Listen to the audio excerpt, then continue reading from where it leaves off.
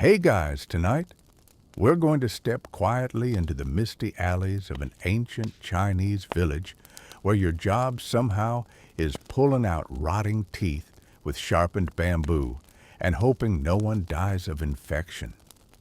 Welcome to your new life as a dentist, 2,000 years before modern medicine.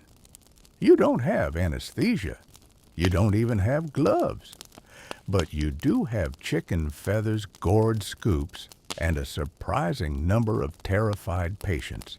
So, before you relax, take a second to like and subscribe if you find value in what we share. Also, let me know in the comments where and when you're listening from. Dim those lights, fire up a fan for that cozy background sound, and let's settle in for the journey ahead. You wake up to a knock on your bamboo door.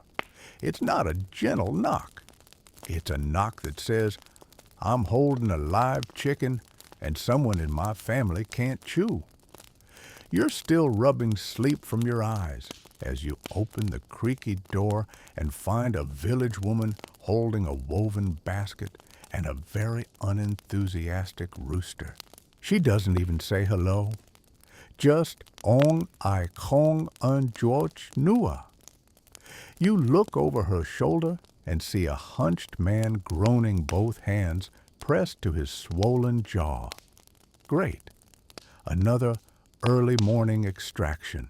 You gesture them in, moving aside the pot of yesterday's beetle leaves and the bowl of vinegar you forgot to cover.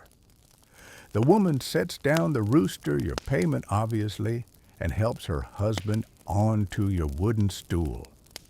He smells like dried fish and desperation. Now you don't have any numbing agents. There's no lidocaine here. What you do have is a small gourd of rice wine and a bundle of dried chrysanthemum to distract the senses. You offer both. He accepts the wine, glares at the flowers. Your tools, such as they are, include one sharpened bamboo pick, a polished stone clamp, a small wooden spoon carved from peach tree root. You begin by tapping gently around the jaw. He flinches. Definitely an abscess. You reach for your spoon and begin scooping carefully, rhythmically, as if you're digging into a particularly angry papaya. Halfway through the procedure, the man yells something about his ancestors abandoning him. You pretend not to hear. That's step 3 in ancient dental school. Never respond to curses mid-extraction. With a sharp twist, the rotten tooth comes free. There's a satisfying pop like pulling a nail from damp wood. Blood oozes a little, but not much. You dab it with mulberry bark.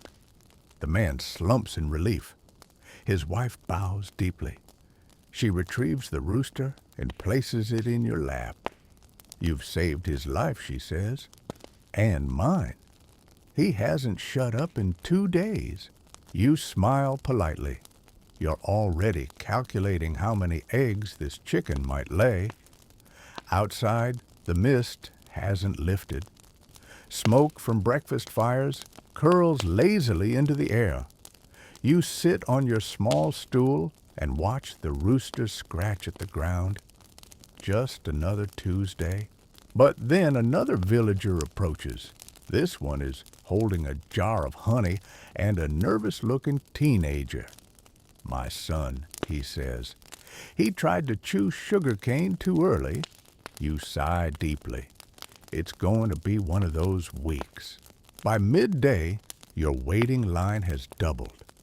One child lost a baby tooth and thinks he's dying. An elderly woman wants her front teeth painted black with lacquer to match her youth.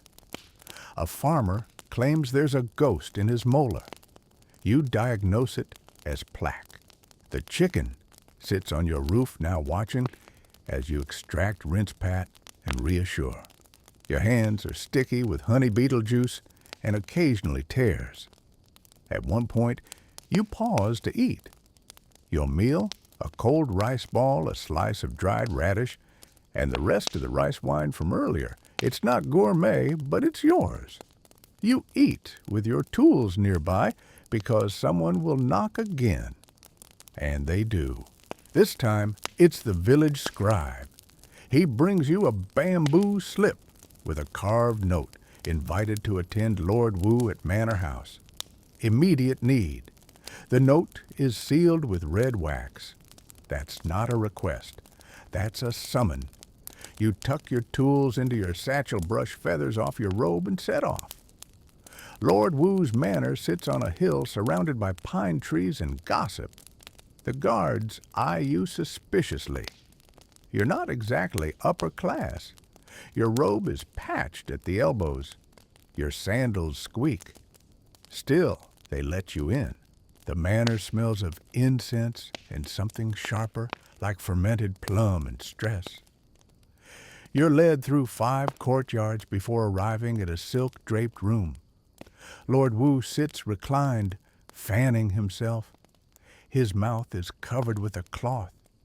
He hasn't eaten in 2 days, a servant whispers. His mouth is sensitive. You approach. He removes the cloth. And there it is, a gleaming golden tooth surrounded by swollen red gums. The man had a decorative cap made for his molar. The cap is now fused with infected tissue. Delightful. He gestures for silence. You bow. Then begin the slow, careful task of removing gold from pain without removing dignity. You've dealt with roosters. You've dealt with ghosts. But this is dentistry at the diplomatic level. It takes nearly an hour. You use a trick from your master's cinnamon oil on mulberry leaves tucked along the gum line, followed by steam from boiled ginger. Eventually, the tooth loosens. He grunts. You whisper a calming mantra. The servant faints. You continue. The gold cap falls free into your hand with a soft clink. You don't smile. You just bow again. Lord Wu nods, then waves to the servant, "Give the dentist a gift." The gift turns out to be a duck, a very large duck. You walk home at sunset, the duck waddling behind you. You're tired. Your back hurts. But you've survived your first day as a dentist in ancient China. And tomorrow, you hear someone's cousin is coming from the next province with a toothache. The duck is louder than you expected. It waddles through your yard like it owns the place, quacking at your herbal rack, investigating the rice jar, and startling itself every time it sees its reflection in your water basin. You don't remember asking for a duck. You just remember a golden tooth, an abscess, and a nobleman who insisted on whispering commands like he was afraid his own gums would hear him. Still, it's hard to be mad at the duck. It didn't scream during a root extraction or chew dried eel skin with half a molar or accuse you of summoning ghosts. So far, it's been the best behaved patient of the week. The same can't be said for the man now limping down the road toward your hut. He moves like someone trying not to wake a pain that's already wide awake. His hands cradle his jaw. His steps are uneven. You don't need to ask. You can already see the swelling from 10 steps away. You gesture him to the stool out front. He doesn't resist. There's no small talk, no nervous chuckle, just the kind of silence that only broken sleep and grinding teeth can create. The scent hits you first. The faint sourness of infection, layered with salt from sweat and days-old fish broth. You've come to recognize this smell. It's the scent of a molar gone wrong. You rinse your hands in the basin. The water ripples gently as your fingers dip in. The tools are laid out in their usual order: bamboo pick, wooden clamp, peach wood spoon, a sprig of mint for yourself. For comfort, for the illusion of freshness. His eyes follow your hands. Every movement. You're not sure if he's studying your technique or preparing to flee. Either way, you don't rush. You press gently along the jaw. The skin is hot. The abscess is deep. Pus has already begun to gather near the gum line. The tooth itself feels soft, spongy almost. The infection is eating its way inward. There's no saving it. You begin the process of loosening the tooth, not with force, but with rhythm. Small, circular motions, careful pressure. You hum softly, a wordless tune, something repetitive, something to fill the air. He breathes heavily through his nose. A few grunts escape, no screams. Just the quiet collapse of pride as the pain takes its due. When the tooth finally slips free, it comes with a soft snap like the breaking of an old twig. You hold it up to the light. The bottom is blackened, hollow, another tiny grave dug by time and poor chewing habits. You dab the wound with clove oil and crushed chrysanthemum. The scent rises heavy and bitter. He closes his eyes. A moment of stillness, then a slow, relieved exhale. Not joy, just the absence of agony. He leaves behind a bundle of straw and a promise for 2 clay pots. You nod in acceptance, not because you need them, but because that's how things are paid. Later in the day, a different kind of visitor arrives. Lighter steps, shorter shadow. A child. She holds her mother's hand tightly, though her eyes wander, tracing the patterns on your robe, the shine of your tools, the feathers near the duck's tail. Her mouth is pinched, not in pain, but in fear. A single front tooth dangles like a bead on a string. You've seen this before, children, whose bodies know it's time to grow, even if their minds aren't ready. You don't ask questions. You kneel. You offer a dried plum from the bowl near the window. She hesitates, then takes it. A few chews later, the tooth comes out on its own. She gasps, stares at you, stares at her hand, stares at the hole in her mouth. And then she laughs. Her mother bows in thanks. No chickens, no jars of pickles, just a quiet bowl and a hand pressed briefly to your shoulder. The duck quacks in approval. Evening brings a different rhythm. The light softens, the air cools, and the village school teacher walks into your yard. Robes crisp, eyebrows furrowed, in quiet crisis. He speaks for a long time about his students, about yellow teeth, about complaints and confusion and ink-stained fingers poking into mouths. You listen, nod occasionally, then hand him a small pouch of crushed salt and blackened rice husk charcoal. You explain briefly that the stain is not a curse. It's just tea, pickled vegetables, and time. He looks at the pouch like it holds secrets, then thanks you with a scroll of poetry and a single plum. He doesn't smile, but his eyes soften. You sit on your stool long after he leaves.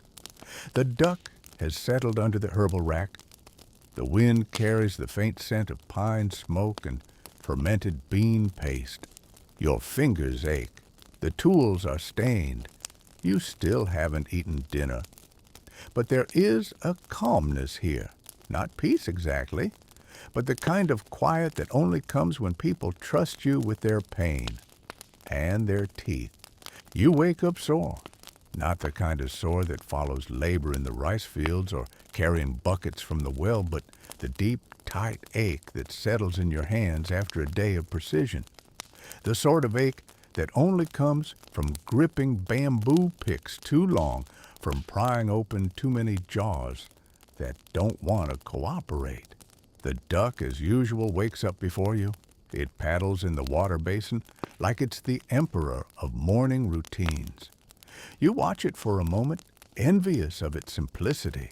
No molars, no root canals, just feathers and splashing. The sun hasn't fully risen, but there's already a queue outside your hut. 3 people, one old, one young, one you've never seen before. The first is Mr. Lou, the beekeeper, hunched over with a mouth full of complaints. His breath smells like fermented honey in frustration. You ask what's wrong, and he waves a hand vaguely toward his face. It's always somewhere in there. The pain moves, he says. Sometimes it's his cheek. Sometimes his tongue. Once, apparently, his left eyebrow. You've learned not to take that too seriously. You begin the exam while he mumbles about bee stings and his useless nephew. The issue, as always, is plaque, hard as stone right behind his lower front teeth. He chews too much dried melon, drinks water straight from the vat without rinsing. You scrape carefully, patiently. Tiny flecks fall away like sand from an old bone. Mr. Lou hisses once, but then goes quiet, lulled by the rhythm of your scraping. By the time you rinse his mouth with warm salt water, he's snoring gently. You cover him with a cloth and move to the next patient, a child this time, barefoot, wide-eyed. She clutches a cloth doll that looks like it's been chewed more than loved. Her mouth is clean, surprisingly, but her gums are bright red, swollen. You ask a few questions. The answer is always the same: too much sugar, not enough brushing. You send her home with a brush made from pig bristles and a lecture she likely won't remember. But maybe her mother will. Maybe. The third patient is unusual, dressed better than most. Silks, not new, but not peasant-worn. He sits down without being asked. His nails are trimmed, his posture perfect. You recognize the type educated, likely a minor clerk from the prefecture. He opens his mouth and points to a tooth that isn't there. Gone, you ask. He nods, says nothing else. You peer closer. The gum where the tooth once sat has been stitched shut with silk thread. Tiny, careful loops. Whoever did it had steady hands. And a reason to hide something. You say nothing, just offer tea. He declines. You clean the area gently. He flinches at your touch but never pulls away. There's no infection, no bleeding, just the memory of something removed. He thanks you with a nod, leaves behind a single coin, more than most patients leave in a week. You don't chase him, but you do remember his face. That night, after you've cleaned your tools and fed the duck, you sit with your scrolls, medical texts from your old teacher scribbled in fading ink, notes about the liver's connection to the gums, diagrams of mouths with teeth labeled by season: spring for incisors, autumn for molars. You've never understood all of it.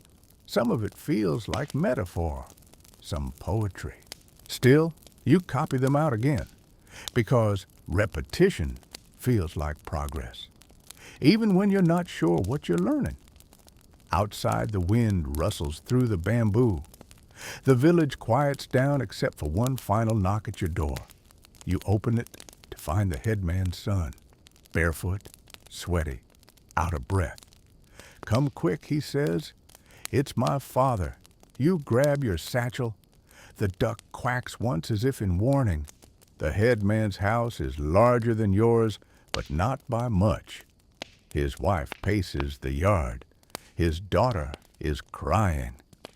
You enter the main room and find him on his back, groaning. He tried to bite into dried boar meat. He shouldn't have. You can already see the damage.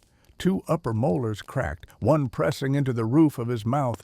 Blood pools at the back of his throat. You work quickly without ritual. There's no time. Salt water. Cloth. Pressure. You wedge the cracked tooth loose with the curve of your wooden spoon. The other comes easier, less resistance, almost as if it gave up. He breathes easier now, sinks into his pillow like a man finally allowed to rest. You clean the blood, pack the wound with herbs. His wife brings tea. You don't drink it. Instead, you sit on the porch, eyes on the sky. It's starless tonight. No moon, just clouds and the smell of pine smoke. The head man survives, but you'll be back tomorrow. Infection doesn't wait for daylight. Sleep ends before the sun appears. You've learned not to expect rest in tidy packages anymore. It comes when it can. 10 minutes on a bench, an hour by the hearth, a nodding moment upright while boiling herbs. Your body no longer asks for permission. It simply takes rest where it can find it. You sit outside in the damp, early silence. The duck waddles through a patch of weeds, pecking at things too small to see. Somewhere across the village, a pot is dropped and a dog answers with a bark. The first tendrils of smoke curl from chimney tops. Another day begins.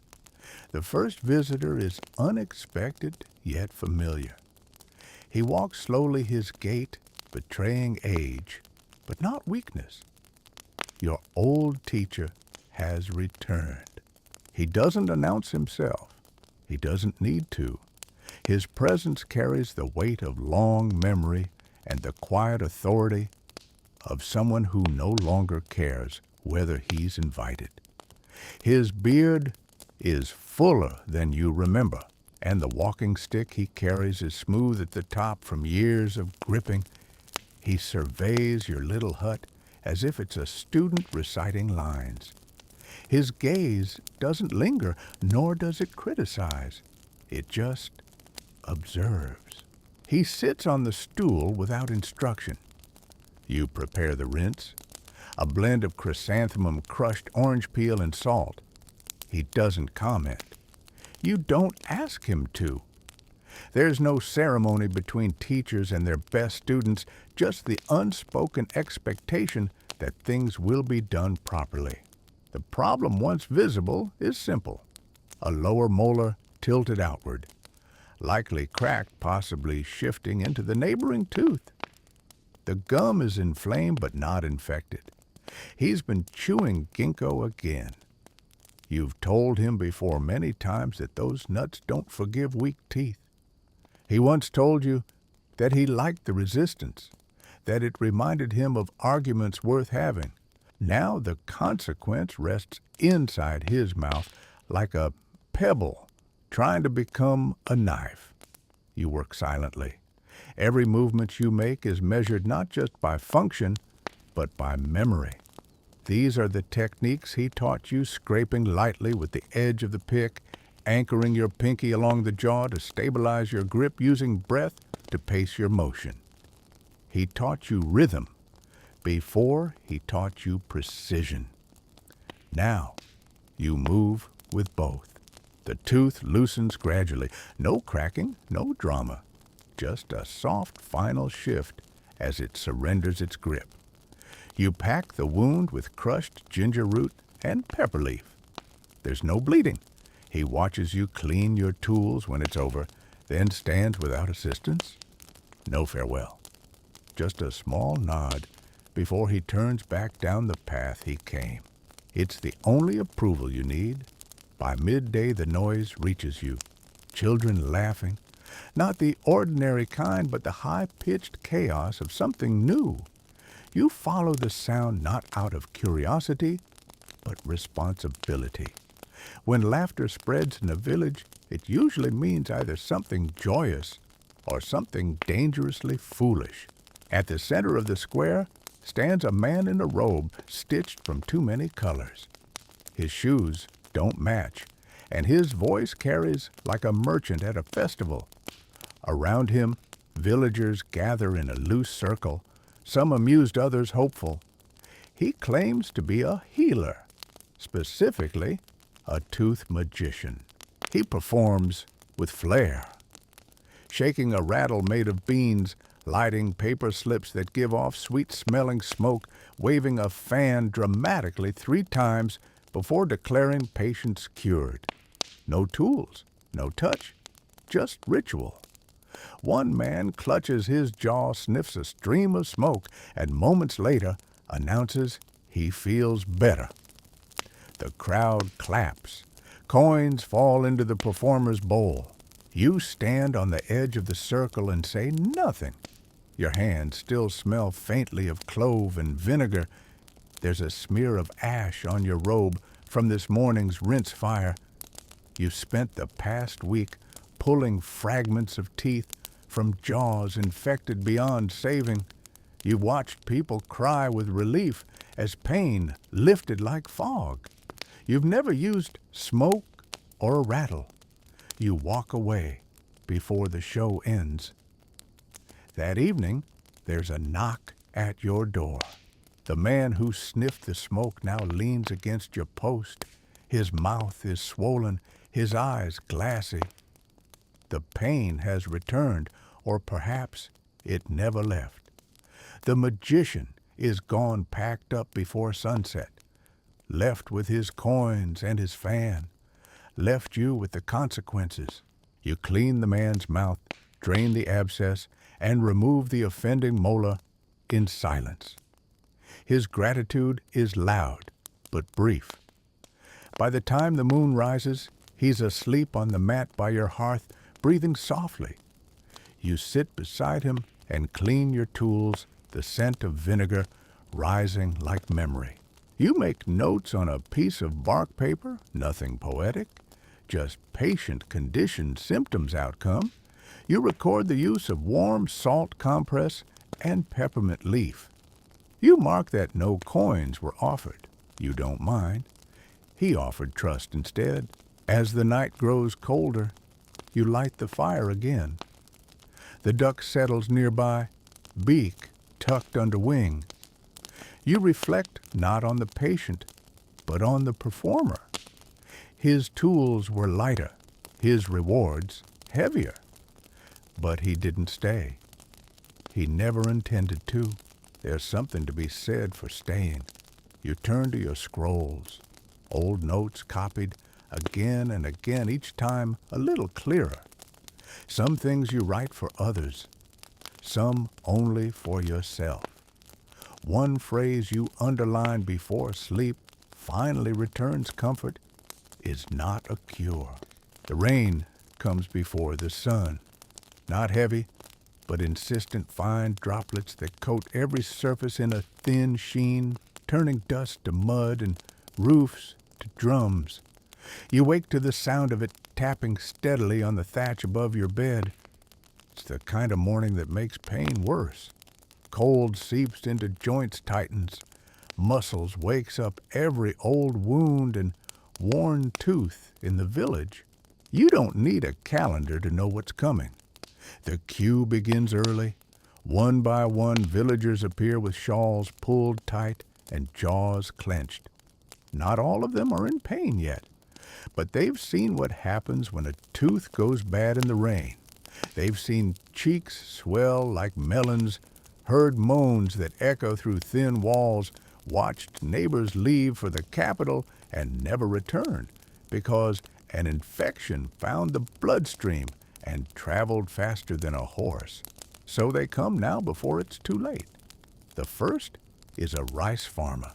His teeth are stained from chewing bitter shoots during harvest, and the ridges of his gums are raw from grinding husks between molars. You rinse, scrape, apply camphor. His shoulders relax when you press the warm cloth to his cheek. He thanks you not with words, but with a bundle of dried mushrooms still fragrant from last season's air. The second is a midwife. Her front teeth are intact, but one canine is turning black at the root. You recognize the damage immediately, Beetlenut. She says she only chews during births. You know better. You say nothing. Instead, you rinse with warm vinegar, pack the gum with garlic pulp, and instruct her not to chew anything for 3 days. She nods. She won't listen. But the pain might.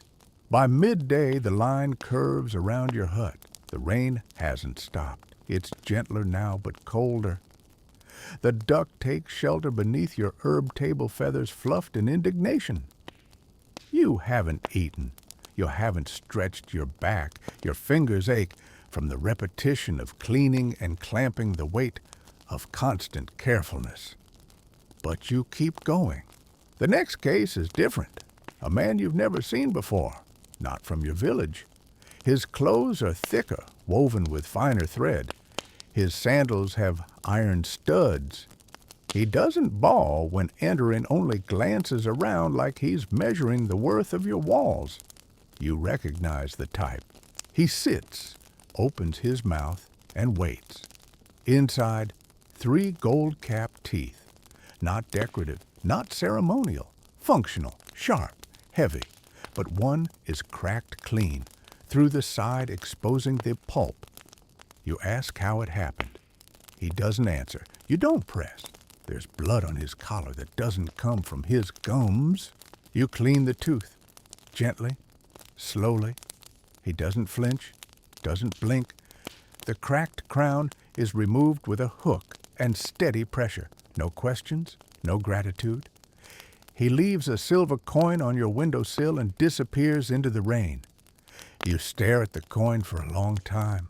It gleams in the light, unnatural and cold. You don't touch it until well after dark.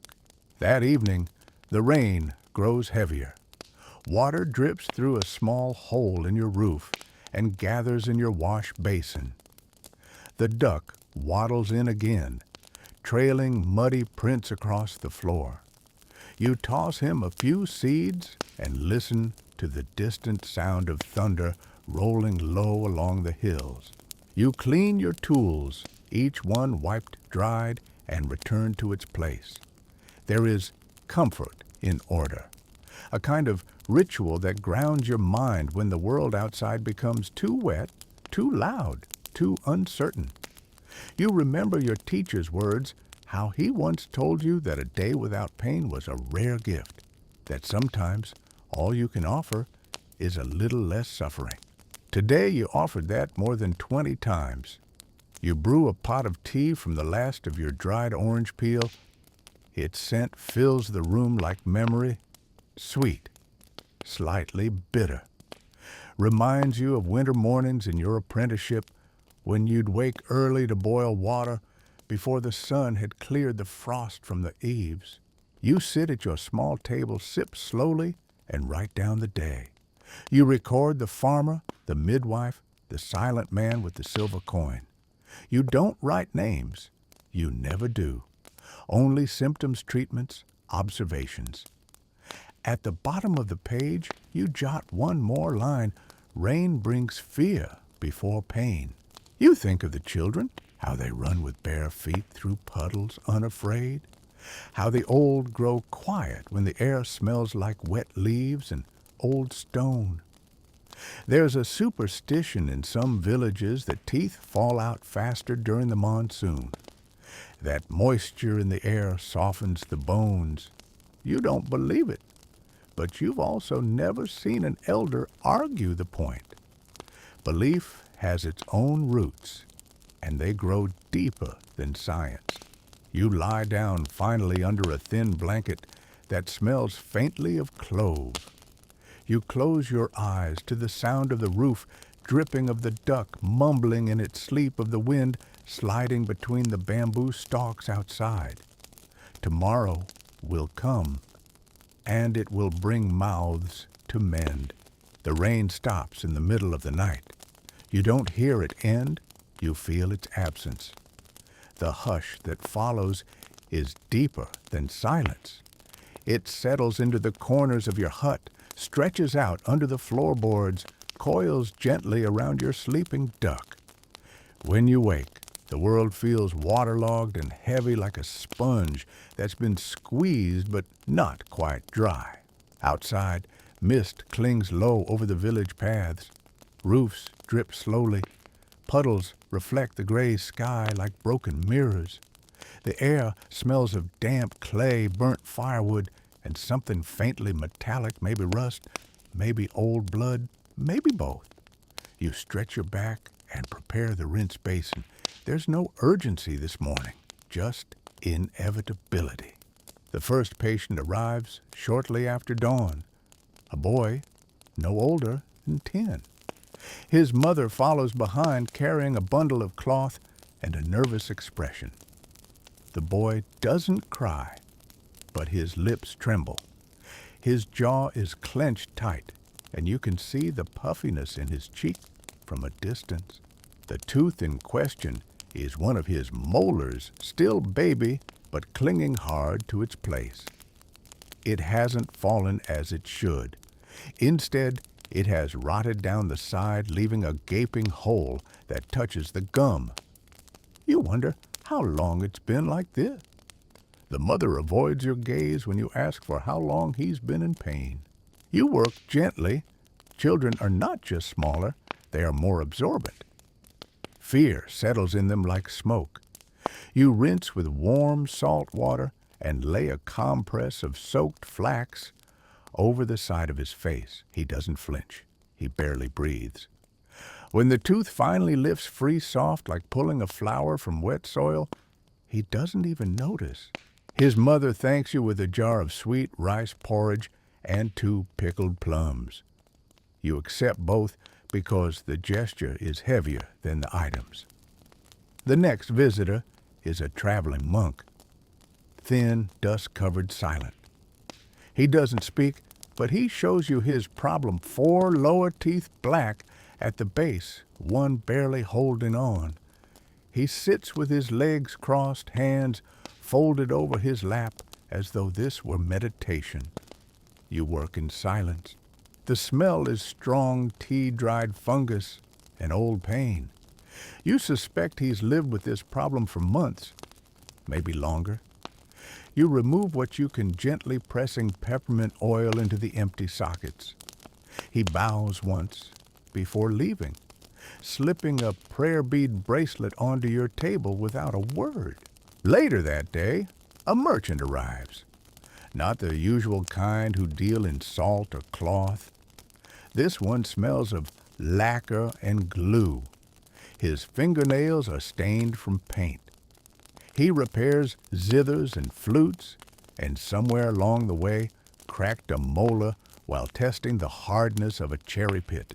He's chatty, talks through the pain about music, about the softness of rosewood, about a singer he once met who claimed her voice could break glass. He winces occasionally, but never stops speaking. You listen, not because you care much about zithers, but because he reminds you what relief sounds like. People only talk this much when they believe they'll feel better soon.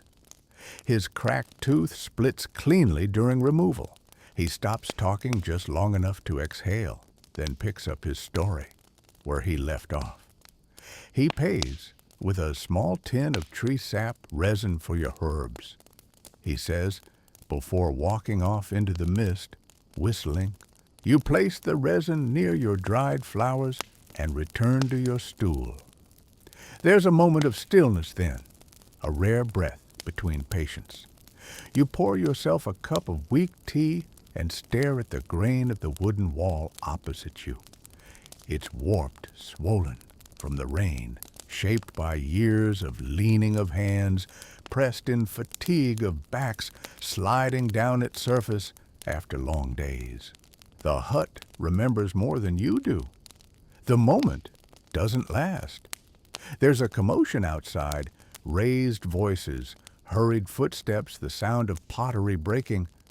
You step out and see a young man cradling a girl in his arms. Her head hangs limp and blood drips slowly from her mouth. They shout about a fall, about a wall collapse near the edge of the rice field. You don't ask for details. You make space. Her face is pale. Her lower lip is split. Inside, 3 teeth are gone. The gum line torn.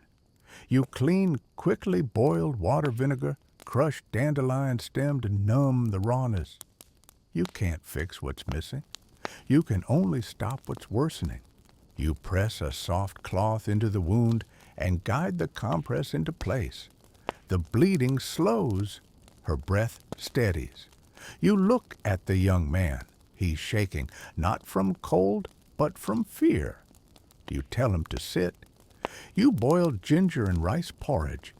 Neither of them touches it, but it fills the room with warmth that doesn't ask for thanks. By nightfall, the girl is asleep on a mat in the corner, wrapped in your extra robe. The young man nods off beside her head, tilted awkwardly, arms crossed, like a barrier against regret. You write in your ledger by lamplight. Ink smudges where your fingers tremble. You record her injuries, the teeth lost, the treatment given. But also, this accidents carry silence, not because no one speaks, but because the right words rarely arrive on time. You sleep, sitting up that night, one eye on the lamp, one hand resting lightly on your satchel of herbs. When you finally do drift off, the fire has nearly gone out, and the only sound is the slow, steady breath of someone who is no longer in pain. The mist lingers longer than usual. It doesn't burn off with the morning sun. It thickens, spreads through the narrow paths like a guest who overstays. Everything feels slower, softer. Even the rooster crows in half-hearted bursts. You move carefully, not from sleepiness, but from the weight of the quiet. It's the kind of day where memories float close to the surface. Not just yours, but everyone's. Your first visitor is a widow who hasn't come in months. She walks with the assistance of a cane that's more decoration than support. Her robes are well kept but old. She smells faintly of dried plum and old sandalwood. Her eyes do not meet yours. She sits without a word and opens her mouth. The damage isn't recent. Several back teeth are worn flat, the front two are chipped. There's no swelling, but there's tension deep in the jaw, the kind that comes not from decay, but from grinding. You've seen this before, not caused by sugar or bones or age, caused by grief. You work in silence, smoothing rough enamel with oil and ground shell easing pressure points with warm compresses. She doesn't wince. She doesn't thank you when it's over. She simply stands, places a small carved comb on your table, and leaves. You don't ask her name. You already know it. Everyone does. The comb stays beside your basin for the rest of the day. Later, a small group of children pass by your hut, giggling. You hear the word ghost muttered between them, followed by hurried steps. You assume it's a game until an old man arrives, asking if you still remember how to remove phantom pain. You do. He claims there's something stuck between his upper teeth, but when you examine his mouth, there's nothing there. No damage, no swelling, just a persistent ache he insists has been following him for weeks. You know better than to dismiss it. Phantom pain is not imaginary. It's just harder to reach. Sometimes it sits in the nerve, sometimes in the memory, sometimes in guilt. You prepare a rinse of chrysanthemum and mint, then press acupressure points along his jaw and temples. He sighs, not from relief, but from habit. Before leaving, he tells you that the pain started the day after he argued with his eldest son. He hasn't spoken to him since. You don't respond. Instead, you hand him a second pouch of herbs, one for himself, one to deliver. He doesn't say he will, but his steps are slower when he turns back toward the road. In the afternoon, a girl arrives with her grandmother. The child is energetic, darting around your hut, asking questions about every bottle and herb she can name. Her teeth are small, white, and sharp. She's healthy, curious, vibrant. The grandmother, however, is the patient. She lowers herself onto your stool with the care of someone who remembers every fall they've ever taken. Her mouth is dry. Her gums recede. You notice the quiet signs of long life, the ridges on her fingers, the way her back curves, even while seated, the steady thrum of survival in every breath. Her teeth are few, but one of them is rotting beneath a cap made of copper, likely done decades ago. You work slowly dislodging the cap, cleaning the decay beneath, packing the space with crushed bark paste and oil. The child watches everything fascinated. When it's done, she announces that she wants to be a tooth doctor too. The grandmother laughs, a soft, thin sound that feels like it belongs to a different century. You give the child a small polished stone and tell her it's your first tool. She beams. Her grandmother bows low. You help them both out the door. Evening comes quietly. The mist is still thick. The lamps in nearby houses flicker like stars behind gauze. You prepare a rinse for yourself, bitter, but good for the lungs. Your own mouth aches from clenching, though you hadn't noticed until now. You press a warm cloth to your jaw and sit still for a moment, letting the day settle. There's a knock just before you douse the fire. A young man stands in the doorway holding something wrapped in cloth. It's not food, not money. It's a tooth, his own, already removed. He wants you to clean it, to polish it, to mount it. He says it belonged to a part of himself he's leaving behind. You don't ask questions. You boil water, prepare vinegar, buff the tooth with powdered pearl. You pierce the root with a sliver of bamboo and thread it with dyed cord. When it's finished, he thanks you, ties the tooth around his neck, and disappears back into the mist. You sit with the fire a while longer. Sometimes, dentistry has nothing to do with teeth. The mist lifts slowly, reluctantly, as if peeling back a layer of memory from the rooftops. The air is clear for the first time in days, and you can see farther down the path than usual. The trees glisten with leftover rain, their leaves heavy, sagging toward the earth. Everything smells slightly cleaner, wet soil, washed wood, the sharpness of distant pine smoke. A day for recovery. You sweep the floor of your hut with quiet focus, not because it's dirty, but because the act itself clears your thoughts. Loose herbs, chicken feathers, a shard of a cracked basin, these things don't belong, and so you move them out. Dentistry, like life, demands space to work. Your first patient is already waiting. A tall man with a red scarf wrapped tightly around his mouth. His robes are well worn but recently washed. He carries himself with a formality that belongs to courtrooms, not muddy village paths. He doesn't remove the scarf until you ask. When he does, the problem becomes clear. A small but growing cyst nestled along the lower gum line behind the last molar, not infected yet, but red inflamed and slightly pulsing. He says little. You don't need words to see the discomfort in his posture. You prepare a salve made from camphor oil, pounded lotus seed, and powdered turmeric. You press it gently onto the area, then wrap the jaw in a warm linen band. He breathes more easily afterward, leaves behind a folded slip of paper with calligraphy too fine for any local hand. You don't open it until much later.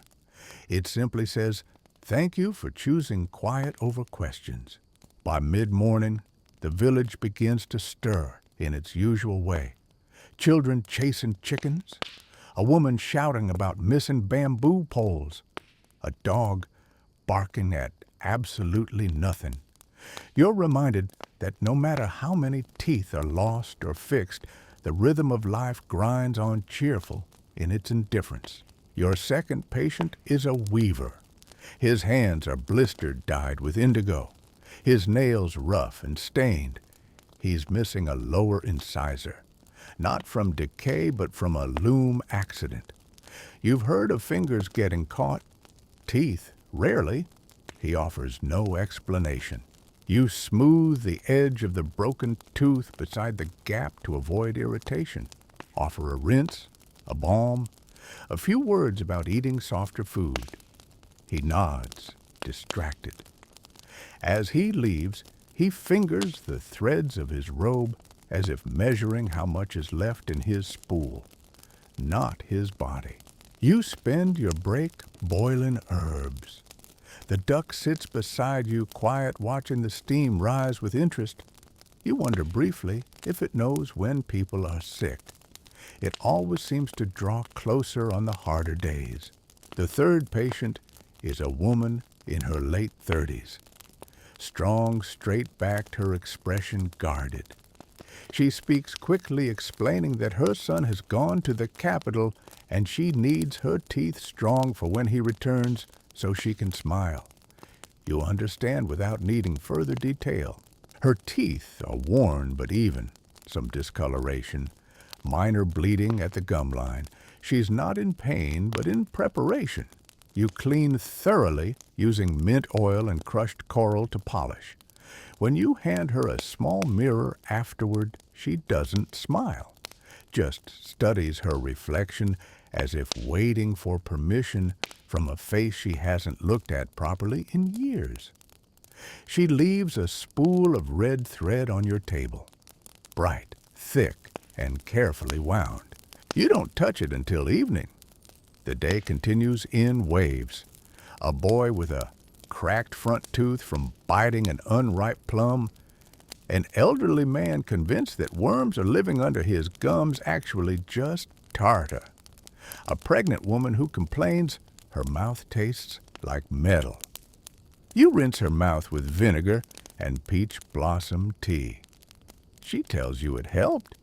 You suspect it didn't, but she smiles anyway. By late afternoon, the light slants low through the trees. Your hands are stained with crushed bark, your shoulders sore from leaning. You sit outside for a moment, let the cool air roll over your skin. The duck dozes nearby, one eye half open in lazy suspicion. And then, as the sun begins to lower, a familiar voice calls your name. It's the headman's wife. She doesn't visit often, but when she does, it's never for herself. This time, she brings her youngest granddaughter. The child is no more than 4 with wide eyes and one slightly swollen cheek. You see the telltale signs, early decay, possibly from too much candied ginger. The girl won't sit still. She hides behind her grandmother's robes, peeking out like a bird testing the air. You bring out a carved wooden bird whistle, offer it wordlessly. She steps closer. When she finally opens her mouth, you work quickly. No tools, just a rinse and a light scrape to relieve the pressure. She winces, but doesn't cry. When it's over, she clutches the whistle tightly and doesn't let go. The grandmother offers no words of thanks. Instead, she pulls from her sleeve a piece of sugar cane carefully wrapped in dried leaf and places it on your shelf. For tomorrow, she says. When they leave, the room feels emptier. Night arrives not with darkness, but with stillness. No wind, no bird song, just the occasional creak of bamboo and the soft rustle of fabric as you lay out your tools to dry. You eat a small bowl of rice and pickled greens. No meat today, no fire, just quiet chewing, in rhythm with your thoughts. You write in your journal. The calligraphy has improved slightly. Your strokes are more consistent now, even if the content remains plain. You note the red thread, the paper slip, the bird whistle, You underline the words, "Not all pain arrives screaming." You rest your hand against your jaw, where your own molar occasionally reminds you of its age. You haven't treated yourself in months. There's no time. There's always someone else first. You watch the duck settle in the corner of the hut, its feathers rising and falling with each slow breath. Tomorrow will come with more mouths, more people hoping for relief. And you'll be here again with herbs, rinses, warm hands, and not many questions. You blow out the lamp. You wake to a strange silence. Not the absence of sound, but the kind that suggests something is holding its breath. The air is dry, the first in over a week. The clay outside your hut has cracked along the edges where puddles once stood. Even the duck seems reluctant to move, its feathers puffed slightly in confusion. You dress slowly, bones stiff from sleep. The stiffness reminds you of molars pressed together through the night. Pressure without purpose. You stretch, wash your hands, and begin the ritual of boiling water before the village remembers you exist. The first to arrive is a metalworker's apprentice, barely 16. His hands are burned and calloused, and there's soot beneath his nails. He explains without speaking that his back tooth has cracked. When he opens his mouth, you see the reason: tiny shards of grit embedded between his molars, likely from chewing while still wearing his work apron. You flush his mouth with warm salt water and ginger, then apply a soft clamp and begin the process of extraction. The crack has spread downward, spidering into the root. You work carefully, piece by piece, until the final sliver comes free. He doesn't flinch, not even once. The stillness of someone accustomed to pain.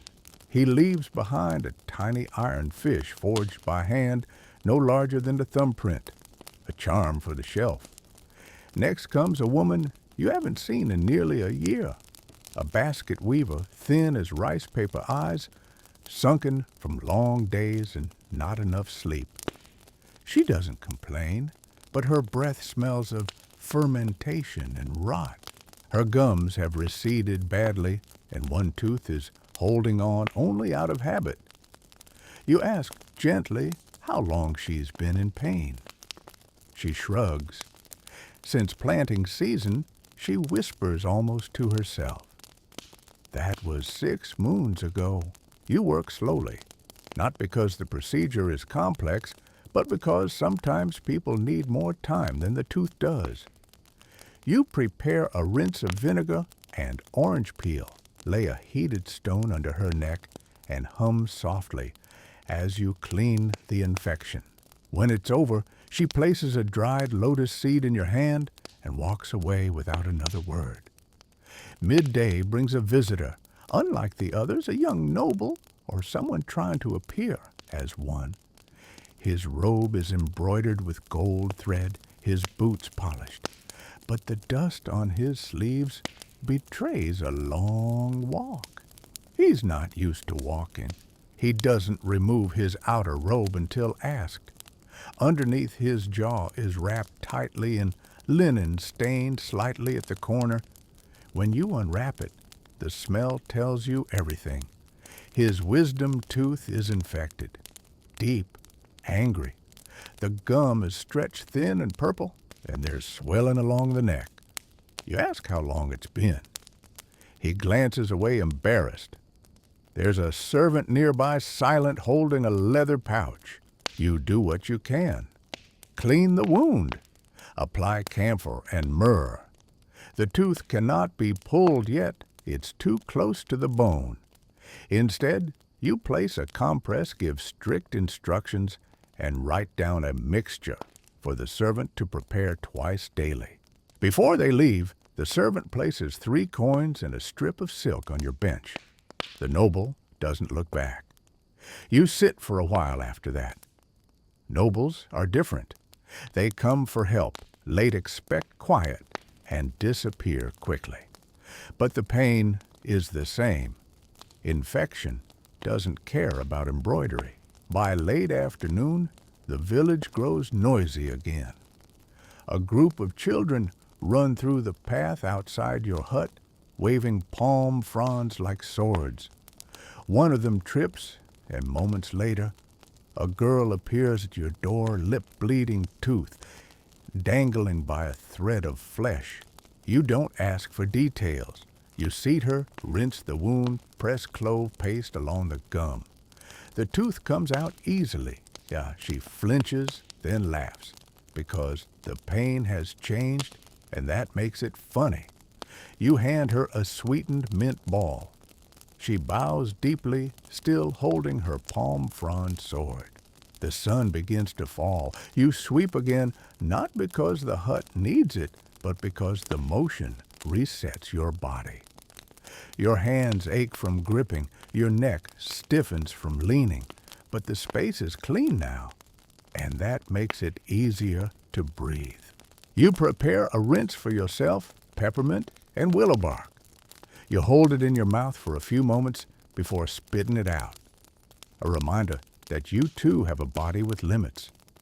That evening, someone leaves a pouch of dried dates on your doorstep. No name, no note, just dates. A quiet thanks, or maybe just a gift for being here. You place them beside the iron fish, the red thread, the paper charm. A growing shelf of small gratitude. You write in your journal. The ink runs thin toward the end, but you manage one last line before the lamp burns low.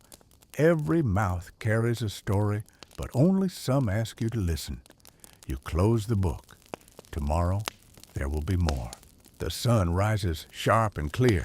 No clouds, no fog, just a blade of gold slicing across the rooftops and flooding your hut with light that feels both generous and unforgiving. It's the kind of morning that exposes everything, dust cracks, stains you didn't know were there. You sweep again, even though you already did last night. The sound of the broom bristles against packed earth gives the day its rhythm. Your first visitor is an old man who claims he's just here to talk. You nod gesture to the stool and listen as he describes a tooth that fell out on its own last week. He keeps it in a pouch, tied to his belt, wrapped in cloth, as if still afraid to lose it. He says it used to ache whenever it rained, but now the ache is gone, and that worries him more. You examine his gums, healthy enough for his age, a bit dry, a slight tremor in his jaw, nothing urgent. You prepare a rinse made of rice vinegar and dried chrysanthemum petals, and offer it to him without comment. He takes it, swishes carefully, and spits into the basin with exaggerated dignity. Before leaving, he pulls out the tooth again, holds it up to the light, and says, "It looks smaller now." You don't correct him. The second patient is a carpenter's daughter just shy of adulthood. Her back molars are coming in sideways, painful, swollen, and pushing the other teeth out of alignment. She's already lost sleep over it. Her eyes are ringed with exhaustion. Her voice, when she speaks, is tightly controlled. You soak a strip of cotton in a paste of clove oil, mint, and powdered fennel seed. You place it gently along the gum line. Teach her how to press it into place when the swelling becomes too much. The tooth cannot come out today. It's too early, too close to the nerve. She listens carefully, nods, leaves behind a tiny carved hairpin in the shape of a fox. It's polished smooth, probably from days of fidgeting with it while lying awake at night. Later, a merchant from a neighboring village arrives grumbling about a molar that has declared war. You've heard the phrase before it's used, when the pain spreads from the jaw to the eye to the ear, until it feels like your entire face has turned against you. He says he hasn't eaten solid food in 3 days. His mood confirms it. The tooth is impacted and partially broken. He winces before you touch it. You prepare a numbing compress soaked in ginger root and strong rice wine, then begin the slow process of loosening the root with a hooked pick. He clenches the armrests of the stool so hard his knuckles go pale. When the tooth finally comes free, it's darker than it should be. Dead long before it was removed, you show it to him without ceremony. He nods, breathes deeply, and mutters something about finally being able to chew roasted duck again. Before leaving, he gives you a tin of dried seaweed wrapped in wax paper. For the bones, he says. By midday, the heat has arrived. The hut grows close and sticky. You open the side window, let in air that smells of stone and leaves. The duck waddles lazily from shade to shade, occasionally pecking at unseen enemies in the dirt. You use the break to clean your tools, boiling them in rosemary and bamboo ash. Each one is dried and laid out on a woven mat, their edges reflecting the sunlight like quiet blades. You sharpen two, rewrap the handle of a third. Maintenance is as much a part of healing as herbs. Your next patient brings a surprise, not in her condition, but in her purpose.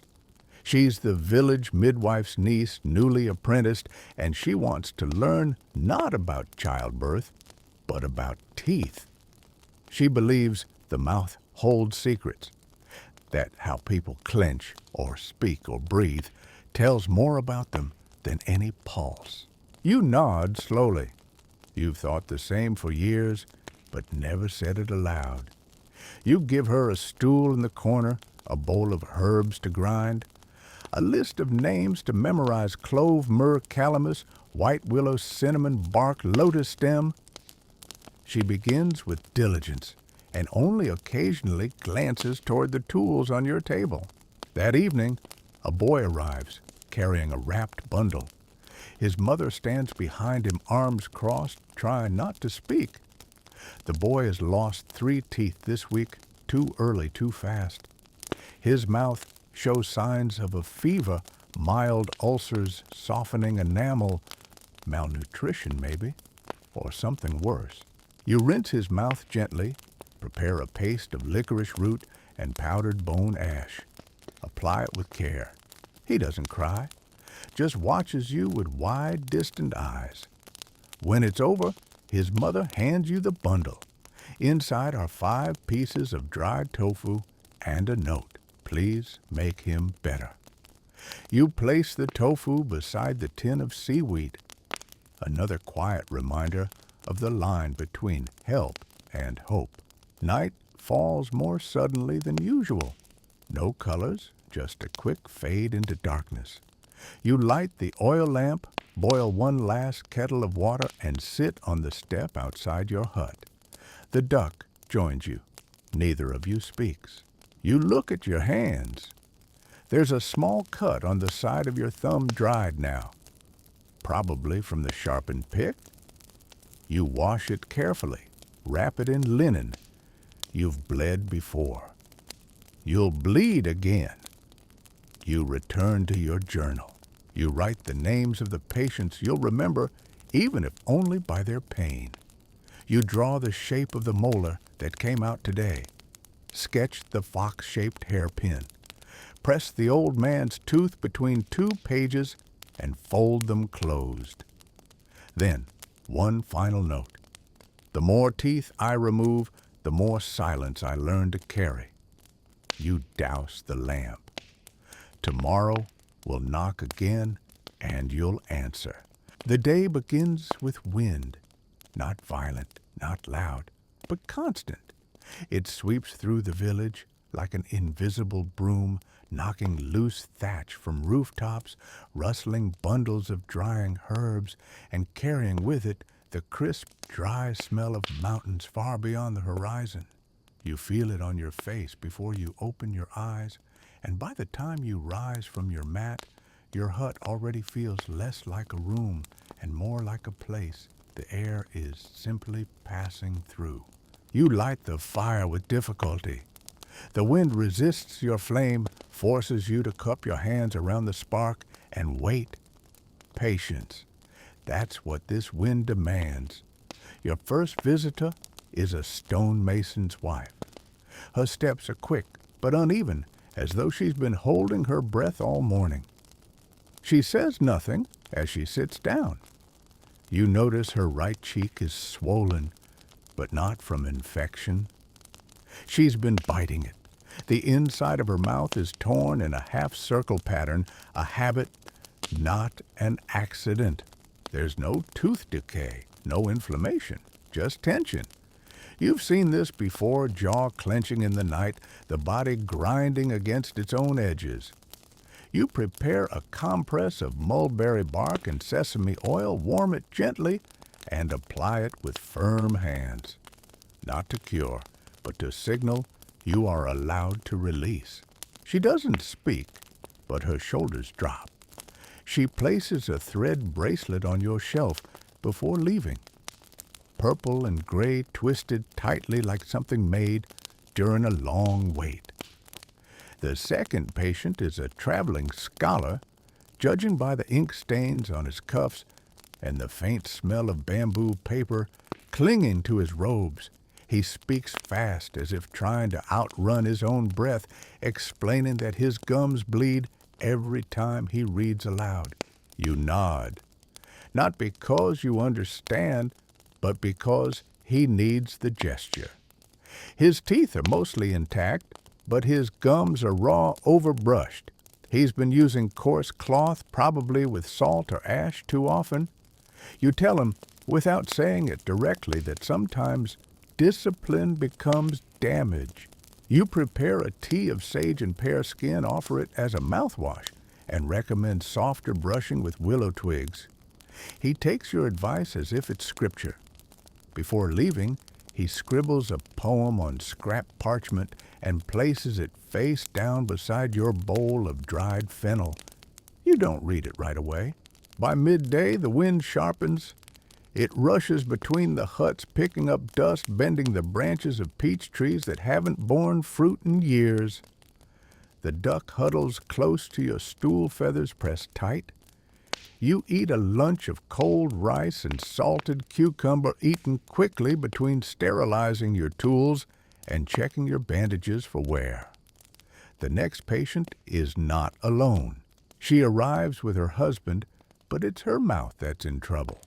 The left side of her jaw is bruised, not from rot, not from fever, from impact. Her lips are dry. Her eyes say what her words won't. You ask only one question: where does it hurt? She points carefully to a molar cracked clean through. You work gently, not just because of the pain, but because this kind of silence must be handled with reverence. You prepare a rinse of cooled clove and honey water, line the gum with numbing paste, and extract the broken half of the tooth. She doesn't flinch. Her husband watches everything. When they leave, she's the one who bows. He does not. Later, you walk to the rear of your hut and bury the extracted fragment near the base of a bitter orange tree. No ceremony, just instinct. You tell yourself it's for the soil. But deep down, you know it's for her. As the light fades, an old soldier arrives, hunched and gray, carrying a tooth wrapped in cloth. It's his own. He pulled it this morning with a knife because he didn't want to bother anyone. Now he's dizzy and his gums won't stop bleeding.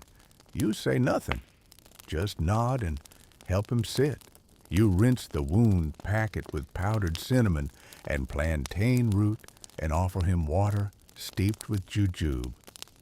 He drinks slowly, as though swallowing the memory of everything that's ever hurt. When he finishes, he pulls out a tiny wooden token, a carved figure of a horse. He says nothing. Neither do you. You place it beside the poem and the thread bracelet. Night returns with a vengeance. The wind howls now, no longer gentle. It shakes shutters, slaps the sides of your hut, rattles your herbs where they hang to dry. You light an extra lamp, not because you need the light, but because you need the weight of something steady. You look over your shelf, a comb, a fish, a hairpin, a scroll, a piece of sugar cane, a whistle, a tooth, a poem, a bracelet, a carved horse. Every one of them a conversation you never wrote down. A secret kept in the shape of a gift. You sit and write. You write about the woman who bit her own mouth, about the scholar who bled through discipline, about the couple and the silence between them, about the soldier who chose pain over burden. You end with this line, "Today I touched no infection, but I held many wounds." You close the journal and douse the lamp. The wind continues outside, but you are inside now, inside your hut, inside your own stillness. You wrap a scarf around your shoulders and sleep with your back to the shelf of things that no longer ache. The wind leaves as quietly as it came. By morning, not a single leaf stirs. The air has returned to its usual stillness, heavy and damp. Every surface outside is coated with a thin layer of fine dust brought down from the hills on rooftops, on windowsills, even on the duck who looks personally offended by the grit now clinging to his feathers. You step outside and breathe. The sky is clear but colorless, a pale shade of morning that offers no opinion. It's a good day for listening. Your first visitor is a young boy who doesn't know he's a patient yet. He carries a bundle of firewood, probably sent on an errand, but stops when he sees your door open. He lingers. You offer him a warm rice ball, and he hesitates before accepting. When he speaks, it's with one hand pressed to the side of his face. His tooth hurts, but he doesn't want to say it out loud. Not because of pride, but because if it's real, someone might make him stop helping. You examine his mouth gently without fanfare, a small cavity just beginning. Nothing urgent. You mix a bit of garlic oil with beeswax and press it into the crevice. He winces, then relaxes. Before leaving, he leaves a single pine cone on your step. You watch him disappear around the bend, firewood bouncing against his back. Next comes a woman who introduces herself as a storyteller. You already know who she is. Everyone does. She's the one who performs at festivals, voice like water, hands full of puppets, eyes full of memory. But today, her voice is hoarse, her tongue dry, and her front teeth slightly loose. She claims it's from overuse. You suspect it's more than that. She describes the pain as shifting a strange word for the sensation, but not an incorrect one. It moves around the root, not quite landing. You rinse with warm vinegar and rose water. Apply a poultice of clove and chrysanthemum and instruct her not to speak for 2 days. She laughs once softly and with irony. Before leaving, she hands you a paper bird folded tight, colored with soot and dye. For when your own voice needs rest, she says, you place it gently beside the pine cone. Midday passes with no visitors.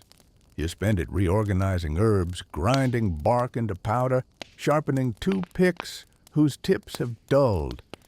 The quiet is strange. Even the duck seems confused by the lull, pecking at invisible pests with no real commitment. It's not until the light begins to slant orange that the next patient arrives. An old woman, bent nearly double her back, forming a gentle arc beneath a faded blue shawl. She leans on a cane shaped from driftwood and moves slowly as though measuring each step against the distance she has left to travel. She doesn't speak, just opens her mouth. Inside teeth, worn almost flat, a molar missing entirely, one canine loose and threatening to fall inward. She points to it. You nod. The message is clear. You prepare the tools in silence. There's no need for words, just motion. The extraction is simple. The root lifts free without resistance as if the body itself has already let go. You rinse, press, wrap, and help her to her feet. She doesn't bow but rests her hand on your shoulder for a brief moment before turning to leave. Her palm is cool and paper thin, but her grip is steady. Later, a man you haven't seen before arrives not for himself, but for his brother. He doesn't leave the house, he explains. Not anymore. You walk with him to the edge of the village to a small home tucked behind the old well. Inside, the air is thick with ginger smoke and silence. His brother lies on a mat, half-covered, eyes open but distant. His mouth is cracked at the corners. One side of his face is swollen, the skin stretched tight. An abscess clearly, and one that's been left too long. You kneel, rinse the area gently, and drain what you can. There's pain, but the man doesn't flinch, not because it doesn't hurt, but because whatever brought him to this bed already hurt worse. You leave behind Herb's instructions, a small jar of honey mixed with dried orange peel. The brother nods once as you go. Whether it's for you or his brother, you're not sure. The walk back is quiet. The path curves in a way that makes you feel like you're returning from something further than just a neighboring house. When you sit down again in your hut, you take a long breath. The duck climbs into your lap and promptly falls asleep. You write slowly that night, hand aching slightly from the pressure of a day's worth of small gestures. You note the boy with the pine cone, the woman with the paper bird, the elderly tooth that let go without protest, and the man who stayed silent for too long. Then you write this: some days are not about fixing. Some days are about witnessing. The shelf is getting crowded. You clear space for the bird. There's a rhythm to the days now, like the creaking of an old wheel that's found its pace. Morning comes not suddenly, but in slow drips, first light on the roof, then bird song, then the faint clatter of someone sweeping 2 houses over. You wake before you're fully rested. You always do. The body remembers repetition before comfort. You open the door to a gentle breeze and the scent of wood smoke. Someone is boiling morning rice, and for a moment, your hut smells like a childhood you haven't thought about in years. The first knock comes sooner than expected. A man in his 30s stands outside, broad-shouldered and visibly nervous. His hands fidget with a hem of his sleeves, even as he insists he doesn't need help. He says he came for advice, nothing more. You gesture for him to sit. He does reluctantly. Then he exhales and admits the truth he's afraid to chew. He's lost 2 teeth already, both back molars, not from trauma or accident, but from quietly avoiding food that fights back. Bread soaked in tea fruit, stewed to softness, soup, and silence. He doesn't smile anymore, not out of shame, but out of calculation. Smiling reveals more than words ever do. You examine his mouth. The remaining teeth are intact but neglected. His gums recede, retreating from a war they were never asked to fight. You clean gently, not out of caution, but out of respect. You polish the surface with mint paste, pack the weakest molar with clove and beeswax, and offer a calendar for rinses 3 times a day like prayer. Before leaving, he reaches into a cloth bag and hands you a round, flat stone, smooth as glass. He doesn't explain it. You don't ask. The stone joins the growing collection. Later that morning, a woman arrives in fine clothing, thick brocade, rich dye sandals with velvet straps. She's not from here. She carries herself like someone used to being listened to. But her eyes betray fatigue, and when she speaks, her voice is cracked at the edges. She doesn't ask for treatment. She demands it. Her front tooth has chipped. Not badly, but enough to catch on her lip when she speaks. You nod and examine the damage. The tooth is healthy, the chip clean. Probably a fall. Possibly stress. You grind pearl and bark powder into a paste, press it gently along the chip to soften the edge, then seal it with a thin coating of resin and vinegar. She thanks you with formality, but when she leaves, you notice she's no longer biting her lower lip, a gesture you hadn't realized she was doing until it stopped. She leaves a folded fan behind, made of thin wood slats and paper painted with red blossoms. You almost don't notice it at first. It's placed too neatly, too intentionally, as if left not by accident, but as a kind of statement. You hang it above your shelf. In the afternoon, a potter's apprentice limps through the doorway. His shoes are caked in clay, his hair stiff with kiln dust. He doesn't speak, just opens his mouth wide and points. A molar, half missing. Cracked while eating burnt rice crust, the kind he says is his favorite despite what it's done to him. You see the pattern immediately. This is not the first. You suspect it won't be the last. You pack the gap with warm salt and ground ginger, wrap the jaw in cloth, and send him off with instructions to chew only on the left side for 3 days. He nods, barely listening eyes, already drifting toward the pot he left on the wheel. Before leaving, he gives you a small clay medallion, not yet fired. Pressed into the center is a swirl, simple, precise, unmistakably crafted in care. The medallion goes beside the smooth stone. Evening approaches with a shift in temperature. The breeze returns cooler, now carrying the scent of leaves just beginning to consider their end-of-season transformation. The duck preens itself meticulously in the last light feathers, glowing gold at the edges. Your final visitor of the day is not a patient, but a child. No injury, no complaint, just a quiet presence. She stands in the doorway for a long time before stepping in. You recognize her, the midwife's granddaughter. She watches your shelf more than she watches you. Finally, she speaks. Do you remember the whistle? You nod. You do? She holds out a bundle wrapped in cloth. Inside, 3 baby teeth carefully cleaned. I want them to stay together, she says. You give her a small gourd box you keep for spare thread. Line it with soft paper, place the teeth inside. She smiles a wide, gap-toothed grin and says, now they won't get lost. She places a pebble on your table as she leaves, round, white, and warm from her pocket. You add it to the others.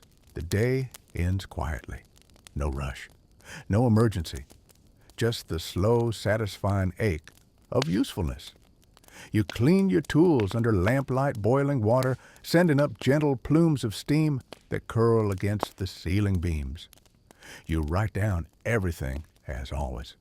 But tonight, you start with the shelf. You describe the stone, the medallion, the pebble, the fan. You write their textures, their weights. The way each one seems to carry a kind of stillness that can't be described through words alone. Then this line, each object is a conversation left open. You close the book, press your palm against the wooden floor, and feel the last of the warmth slip into your skin. Sleep doesn't take long to arrive. You wake to the sound of sweeping, not your own, but someone else's.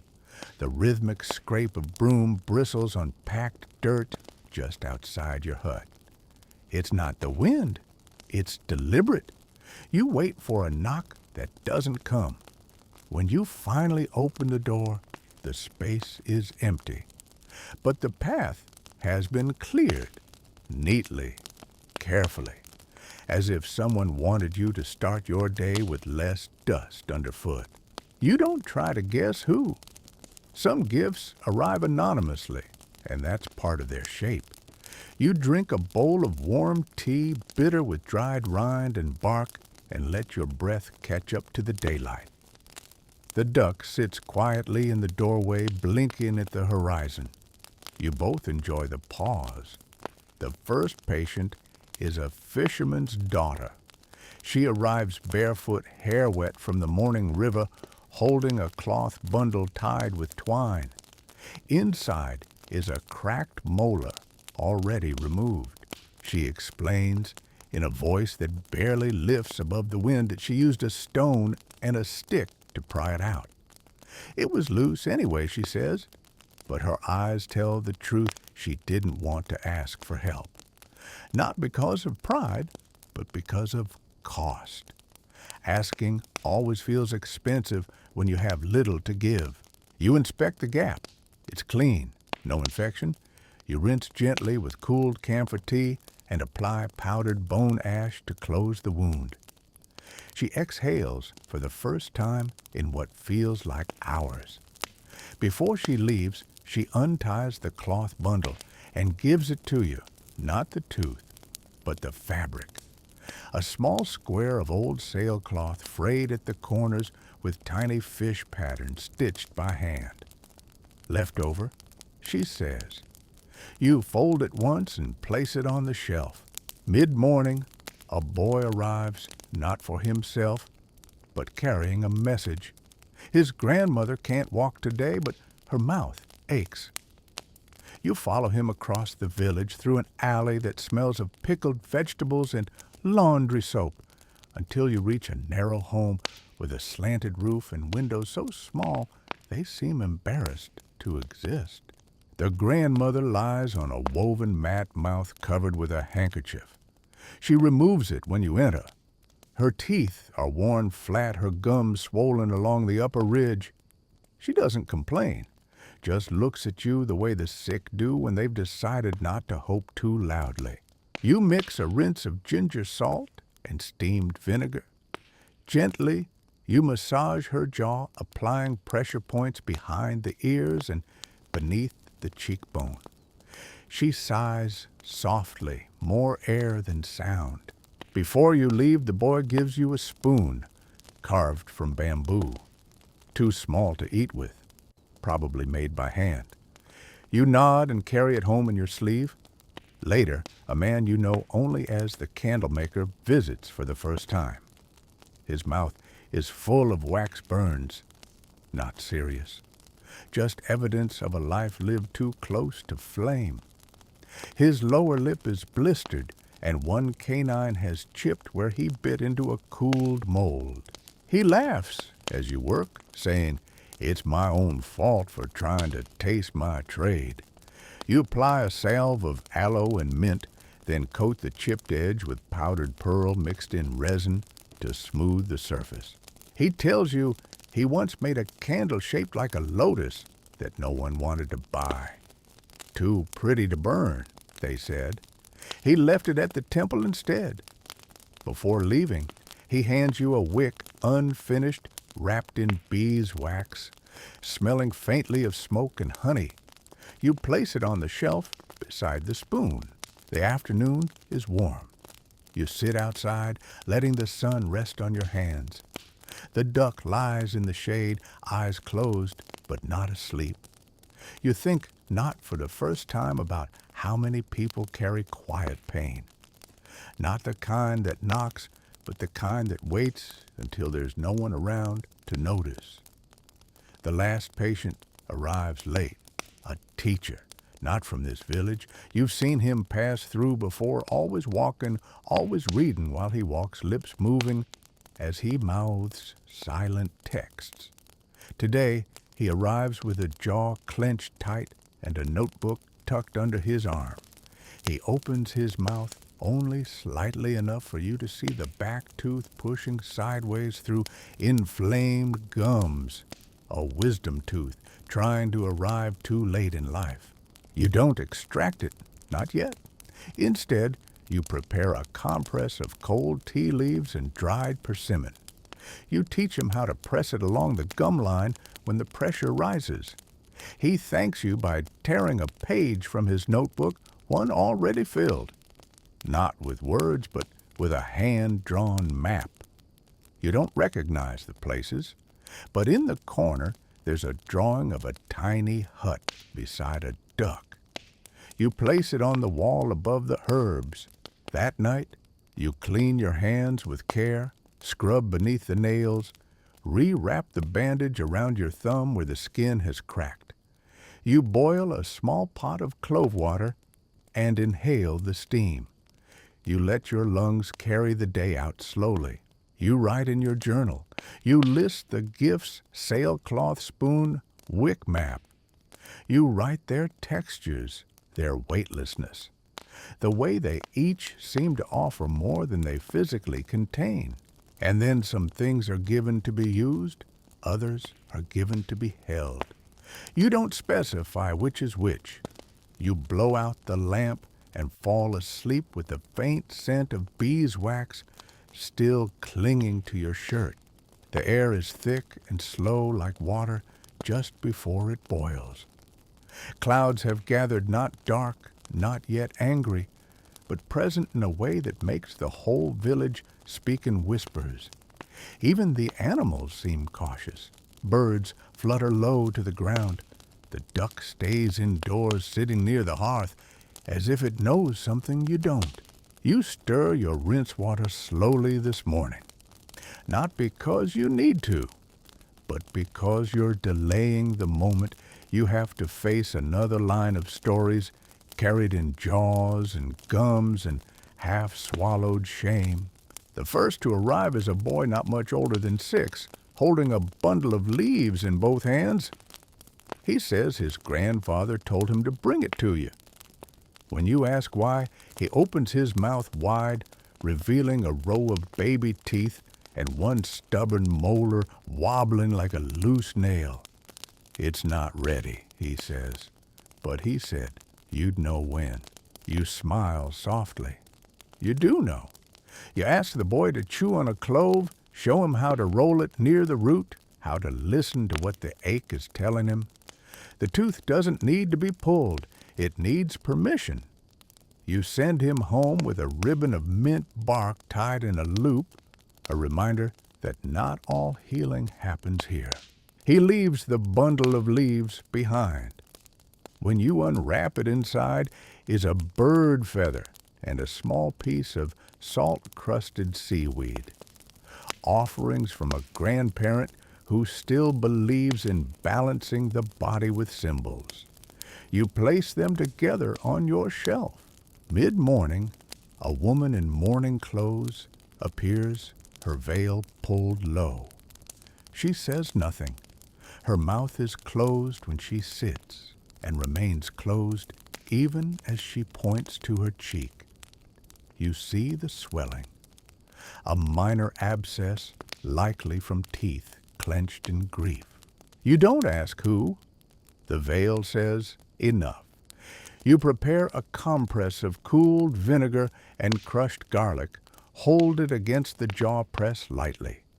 When she opens her mouth finally, you clean the area, gently drain what must be drained, and seal the space with honey and ground chrysanthemum. She doesn't thank you, but she reaches into her sleeve and places a single black seed on your table before leaving. You don't know the plant it came from, but it's heavy in your palm as if soaked in memory. You add it to the growing line of unspeaking gifts. Later, you treat an elderly man who refuses to sit still. He paces the room, muttering about his missing tooth and how it affects his poetry. He claims words escape him now that syllables used to fit better when that upper incisor was still in place. You humor him. You make a resin mold of the gap and promise to carve a temporary replacement from tamarind wood. It won't last long, but maybe it will bring a verse or two back from wherever they've gone. He smiles. That's rare in your hut. He promises to return with a poem once the syllables behave. In the afternoon, the clouds press lower. The light dims slightly. A woman arrives with her teenage son quiet and wary. He has 2 front teeth, chipped not from decay but from a fall. A fight, maybe. You've seen that kind of damage before. You clean the edges, apply smooth resin, press a powder of rice husk and cinnamon to harden the bond. The boy doesn't speak. Neither does she. But when you hand him the mirror, he looks for a long time, then nods, just once. She leaves a small piece of green ribbon knotted into a circle. You don't know its meaning, but its ends are frayed as though it's been undone and retied many times. The day slows into evening. Rain hasn't arrived, but the clouds have become too heavy to ignore. You light your lamp early. A final patient knocks just as the wick begins to flicker. A traveling flute player passing through on his way to a festival 3 towns east. His complaint is unusual. His teeth chatter when he plays. Not from cold, from tension. You examine him and find no damage, just tightness in the jaw. A habit formed over years of holding back breath. You prepare a chew of soft bamboo root, soaked in salt tea. It relaxes the muscles just enough. He tests the result with a single note light floating. The hut seems to exhale. Before leaving, he gives you a reed fragment worn smooth where his mouth once pressed. In case someone else forgets how to breathe, he says. You place it beside the fan. Night falls completely. You sit near the window, listening to the first faint taps of rain on the roof. The duck is asleep. Your tools are clean. Your hands ache, but in a way that feels earned. You write. You don't list the patients today. Instead, you list the things that didn't need to be said. The veil, the glance, the ribbon, the unfinished poem. You write. Sometimes teeth are just the excuse people give when they need to be touched gently. You close your book, look at your shelf, and let the rain become your lullaby. The rain arrives fully sometime before dawn. Not a polite drizzle, not a storm either. Just a steady, insistent downpour that presses everything downward: roofs, trees, shoulders, thoughts.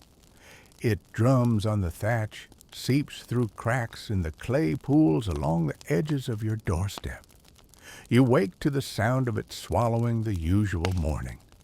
There are no footsteps outside, no coughing from next door, just water and the absence of all other things.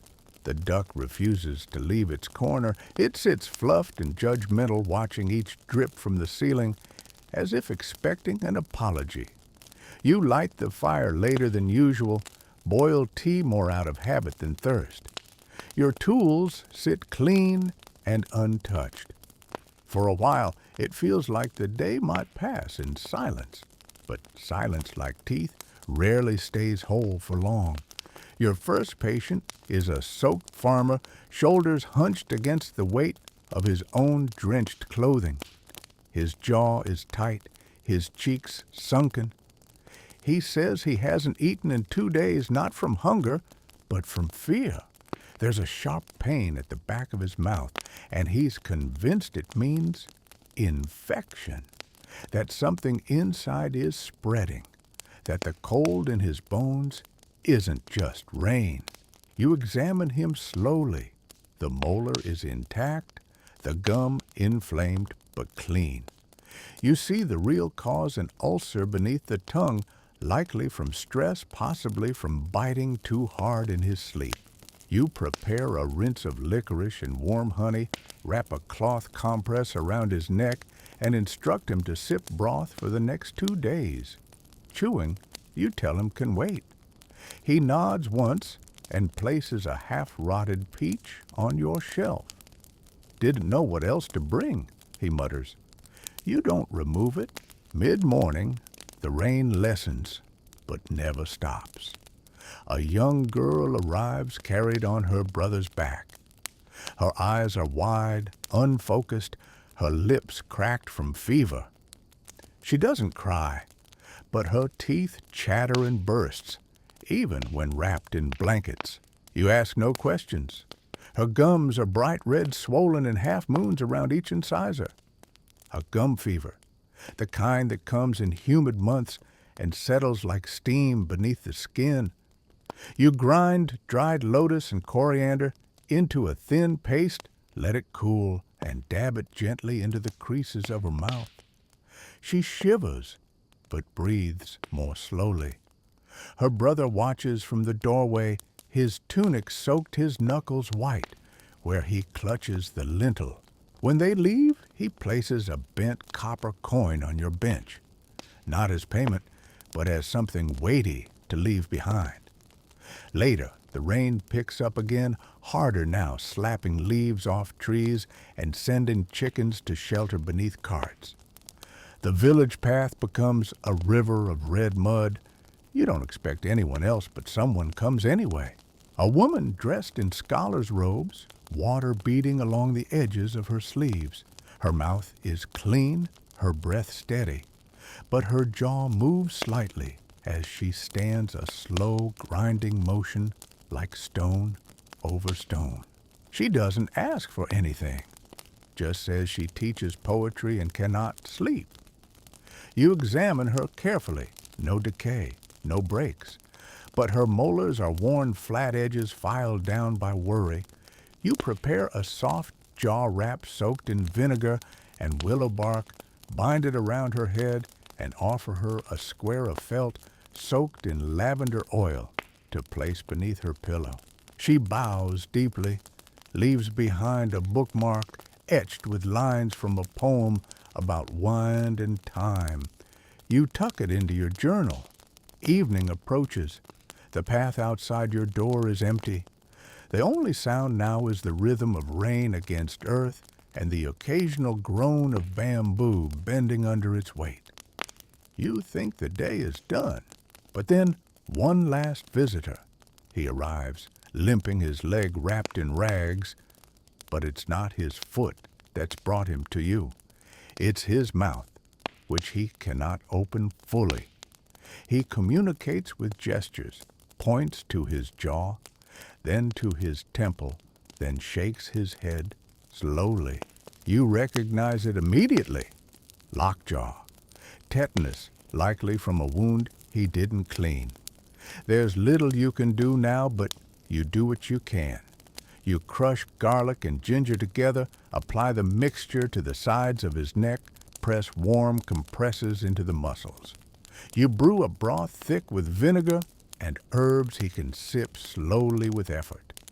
He stays in your hut that night, curled near the fire, the duck watching him with solemn stillness. You don't sleep much. Instead, you write. You note the cracked peach, the coin, the bookmark, the silent man with the clenched jaw.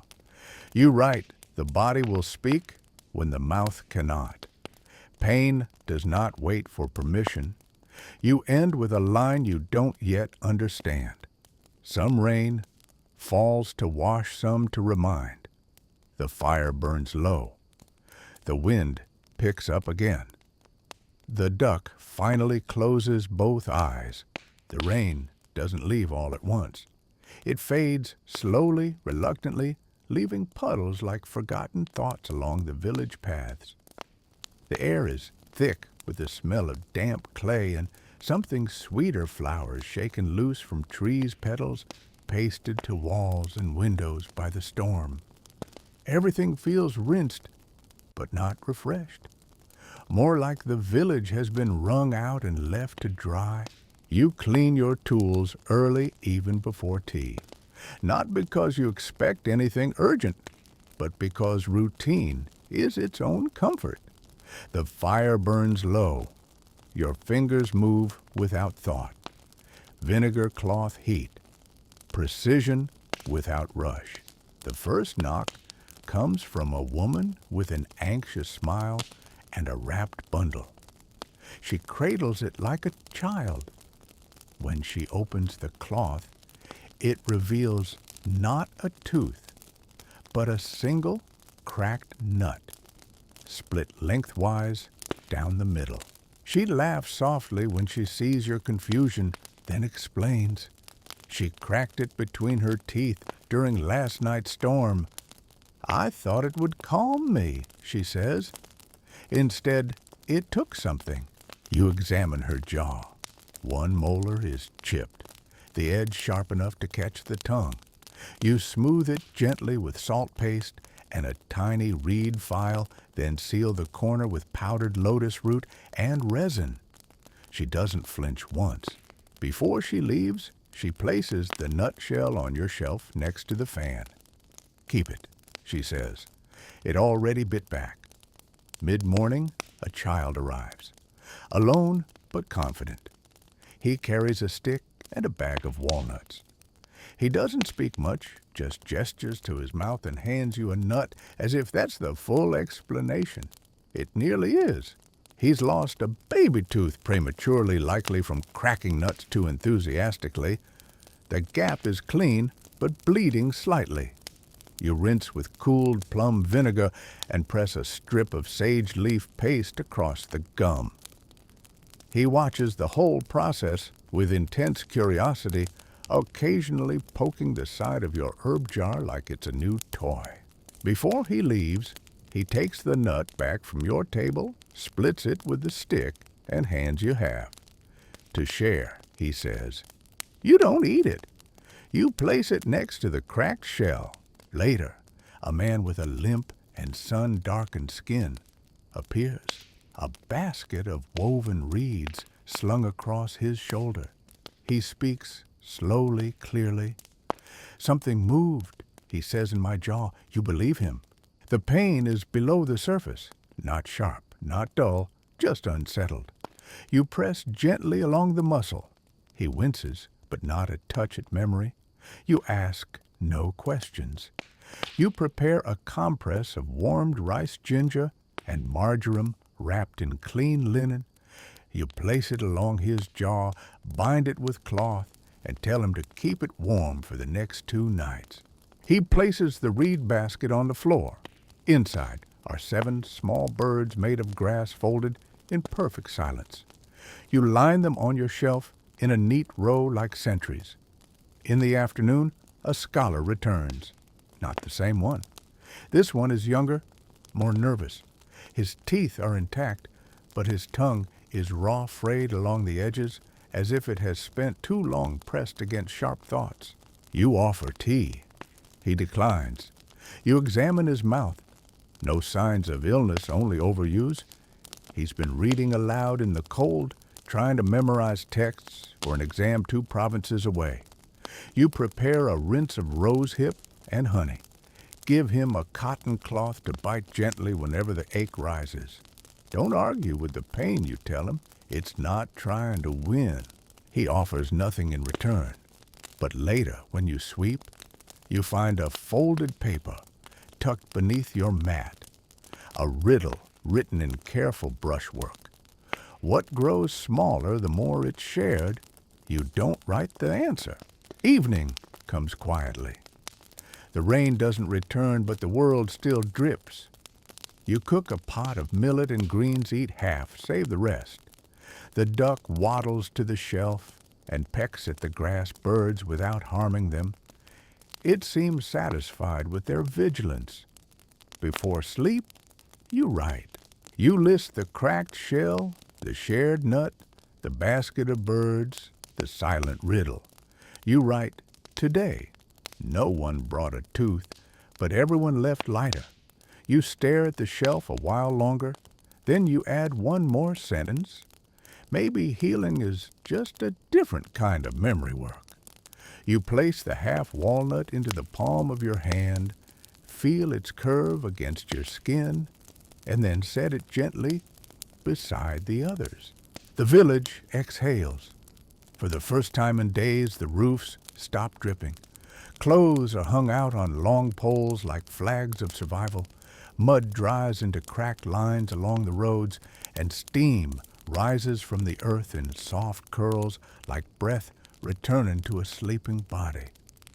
The duck, reinvigorated, waddles to the doorway and flops belly first into the sun as if it invented warmth. You wipe your windows, not for light, but for clarity. A clean pane reminds you that you're still here, still looking out. Your tools are arranged, your water heated, your fingers steady. There's no rush today, and that's precisely when they come. A carpenter arrives first, carrying a sliver of wood wrapped in silk cloth. From my molar, he says, the sliver, not the silk. He bit into it last night while gnawing a pork bone and heard a crack. Not in the wood, in himself. You examine his mouth. One back tooth has split down the center like an overworn beam. You clean the fracture, smooth the edges, and bind it temporarily with a paste of myrrh and ground lentil skin. The splinter still tinged with blood he insists on giving you. It hurt me, he says, but it's part of me. You don't argue. It joins the collection on the shelf. Soon after, a midwife appears, hands scrubbed red from washing, linen's eyes sharp with exhaustion. She has no toothache, but her jaw clicks every time she opens her mouth. It started after the 5th birth last week, she says, almost laughing. Too much shouting, not enough chewing. You gently press along the hinge of her jaw, apply warm ginger oil, guide her through slow mouth movements to ease the tension. It's not magic. It's repetition, like breath. She doesn't offer anything, just sits a moment resting. Then before she leaves, she tears the edge from her sleeve and rolls it into a tiny ball, placing it in your palm. Something to keep your fingers busy, she says. You place it in a ceramic bowl. By midday, the quiet returns, but not for long. 2 children arrive together, twins, one loud and one silent. The loud one speaks for both. She bit her tongue, he announces, but she says, it's my fault. The sister glares. You kneel and examine her mouth, a swollen tongue, bruised slightly along one edge. The kind of injury that heals quickly but feels eternal in a small body. You offer her a frozen plum to suck on. She accepts it silently, and her eyes soften. The brother continues talking mostly about frogs. Before they leave, she presses a single green leaf into your hand. It's folded, she whispers, and it is a perfect little frog, creased from some plant you don't recognize. You tuck it gently among the birds. The afternoon is quiet. So quiet, you almost forget to prepare for the elder, but you hear him before you see him. The dragging of feet, the slow, deliberate breath. He leans heavily on a cane and carries a bundle of dried roots over his back like a sleeping child. When he sits, he says nothing. You remember him from months ago, a missing molar, a lifetime of beetle chewing. You thought you'd seen the last of him, But here he is again. This time, it's not about pain. It's about sound. He tells you eventually that his teeth don't click together when he speaks anymore, that his words now feel soft, like water slipping through a sieve. They used to bite, he says. Now they float. You understand. You prepare a thin disc of bamboo lacquer shaped carefully to fit the hollow of his missing molar, not to chew, just to rest the tongue against, to remember form. He tests it, smiles. The sound of that smile is different. Click, pause, breath. He doesn't leave a gift. He simply pats your arm. That, too, is something. Evening comes like a whisper. You light your lamp and sweep the floor twice, though it doesn't need it. The duck snores in the corner, dreaming of whatever ducks dream. You sit at your bench, take out your journal. You write a split molar, a clicking jaw, a bruised tongue, a vanished bite, all healed in pieces. Then lower, healing is not returning things to what they were. It's giving them permission to become something new. You glance at the frog leaf. It looks like it might hop away any second. The warmth has returned not in bursts, but in a steady golden pour. Everything feels lighter, as if the village itself has shed a layer of damp memory. Children shout again in the distance. Laundry waves lazily on bamboo poles. Even the dust seems content to float instead of settle. You rise early and open both shutters. Sunlight hits your workbench like a benediction. The duck stretches long and thin, as if it too has remembered something ancient about mornings. Your hands move with quiet energy. You boil water, crush salt, fold cloth. There is no hurry. The world outside is walking again, and so are the people inside it. Your first visitor today is a potter. Her fingers are thick and strong, dusted permanently with clay. She carries a small broken jar in her apron and, oddly, a worried expression. She explains she's been biting her tongue in her sleep. Not once, not twice. Every night, for a week. You nod. This is not unusual. You examine her closely. There's nothing wrong with her teeth, but the sides of her tongue are ridged, lined with indentations. Her jaw tenses even as she rests. You prepare a tea of dried jujube and angelica root, something to calm the blood and settle the mind. You massage the sides of her neck gently with warmed sesame oil, using slow circles just below the ear. She breathes. Her shoulders drop. She places the broken jar piece on your shelf. That part cracked while I was shaping it, she says. Seemed ashamed to throw it out. You don't. By mid-morning, a boy with a bamboo flute limps into your hut. His foot is muddy. His eyes dark. He doesn't speak. He just points at his front tooth, which is loose and hanging at an odd angle. You gently touch the root. It wiggles, then tilts further, dangling like a loose hinge. It will fall on its own soon, but he wants it out. You give him a cold stick of sugar cane to bite. The tooth comes free with the fourth chew. You wrap it in cloth and give it back to him. He bows low, formal, too serious for his age. Then he plays a short tune, 2 notes, repeated, rising and falling. It's not good, but it's grateful. You place a small mark in your journal beside his name. Just a musical note. Later, an elderly woman arrives with a box. She's carried it tied with string double-wrapped in cloth held close like a secret. Inside is a fan, the kind used in ceremonial dances. She says it was her grandmother's, and her tooth fell out while holding it, she adds. So now my turn. You smile. The tooth she shows you is already gone. Only the socket remains clean but tender. You prepare a compress of ground mung bean and lotus leaf, something to draw the ache down into the earth. She does not flinch. When she leaves, she doesn't offer the fan. She places the cloth it was wrapped in on your shelf instead. It's seen 5 mouths, she says. It deserves some rest. The sun shifts slowly toward the other end of the sky. Shadows stretch thin and long across your doorway. You sip tea made from leftover roots.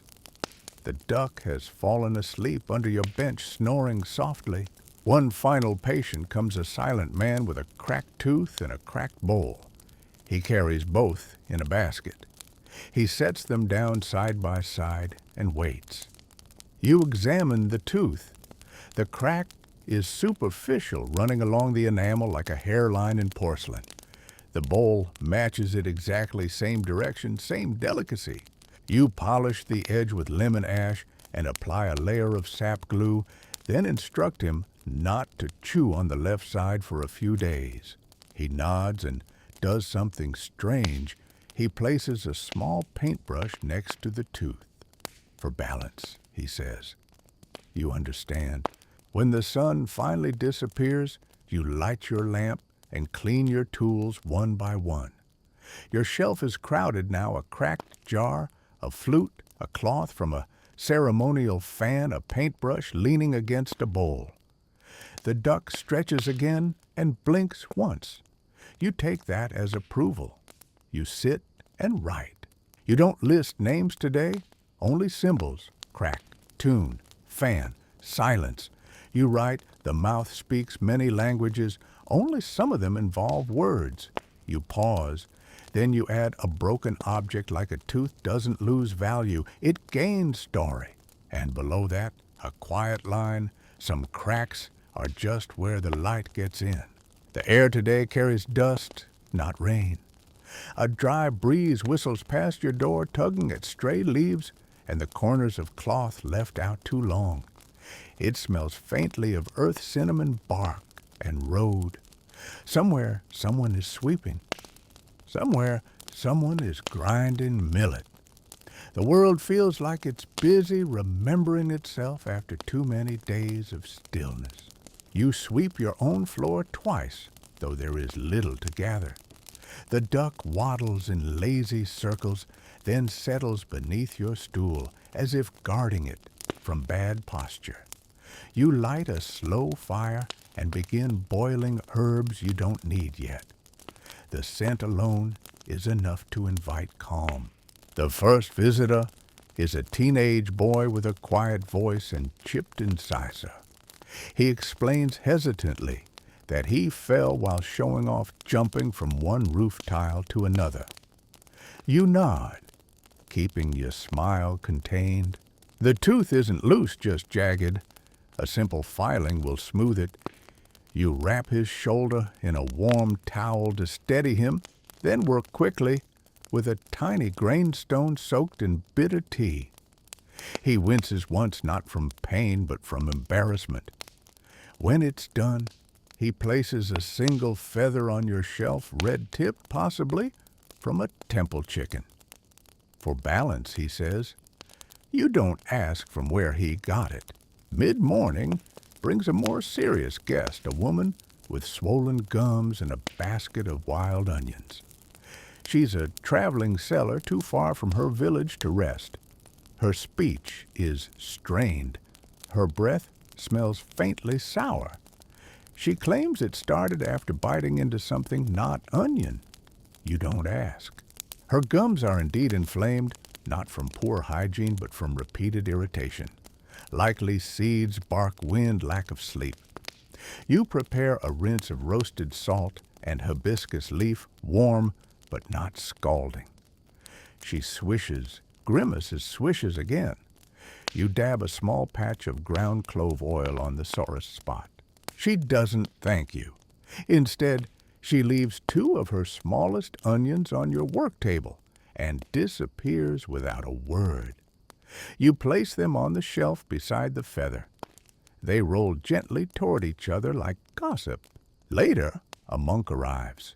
Not robed, not formal, just the air of someone who has lived very long without needing to hurry. He offers no symptoms, just sits. After a moment, he opens his mouth wide and points to his back molars. You look. They are gold. Not gold inlay. Gold foil, carefully pressed and folded, likely ceremonial. This is rare, not for wealth, but for belief. Some monastic traditions considered the mouth a sacred gateway deserving of precious covering. One foil is peeling. He does not ask you to repair it, only to remove it. The weight distracts me, he says. You soak the edge in warm rice vinegar, loosen the fold, and lift it gently. He closes his eyes as it comes free. He leaves without a word. The gold foil, weightless and crinkled, joins the feather and onions. In the quiet afternoon, a girl comes with a doll. The doll has no eyes. She doesn't explain. She climbs onto the bench and opens her mouth. She has no complaints, only curiosity. You let her hold a mirror and name each tooth. She does so solemnly, Dragon Bridge Moon Grandfather. You gently clean the corners with a cotton swab dipped in sweet tea. She giggles. When it's done, she ties a ribbon from the doll's hair around your wrist. So the teeth know I was here, she says. You tie the ribbon onto a twig and prop it near the onions. Just before sunset, a courier arrives with an ache behind his cheekbone. You feel it before he says anything. His whole body leans slightly left, avoiding the pain. You check the usual suspects' molars, sinuses, jaw joint. The culprit is tension, the kind carried for too many miles in too few hours. You apply pressure behind his ear, massage the base of his neck, then offer a waxed root to chew slowly, evenly. He doesn't smile. Couriers rarely do, but he exhales longer than before. He leaves behind a scrap of map, not the important part, just the edge where someone had drawn a pine tree for no reason. It flutters when you add it to the shelf. Evening falls without ceremony. The village settles into low voices and distant chopping. The duck snores again.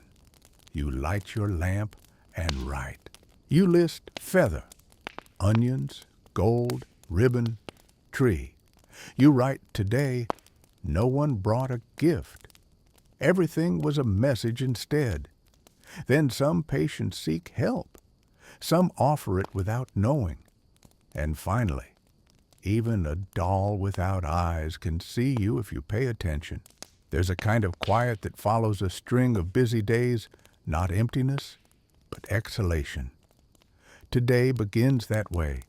The sky is pale, almost chalky, and the sun slips in and out of clouds like a coin flipping slowly through the air. You watch it move across your floor in thin gold lines fading in and out like memory. You don't expect many visitors. You sharpen your read files anyway. The duck pads around in little spirals, then sits by the window with a gaze that suggests spiritual reflection or perhaps indigestion. The first patient comes mid-morning, a man with hands stained black from ink. He's a scribe from a neighboring village here, not for treatment, but for advice. Is there a herb, he asks, to keep your mouth from drying during long recitations? You nod. Of course there is. You prepare a small pouch of licorice root and dried orange peel. Chew gently, you tell him. Don't swallow the words too fast. He offers a scroll fragment in return. It's from a play the part where someone almost says something important, but doesn't. The edges are burned. You place it on your shelf with a ceramic weight so it doesn't fly away. A little before noon, a young woman arrives with hair wrapped high and a jaw clenched tight, not from pain, but from restraint. She says nothing as you gesture her in. You examine her mouth. The teeth are perfectly straight. Too straight, not natural.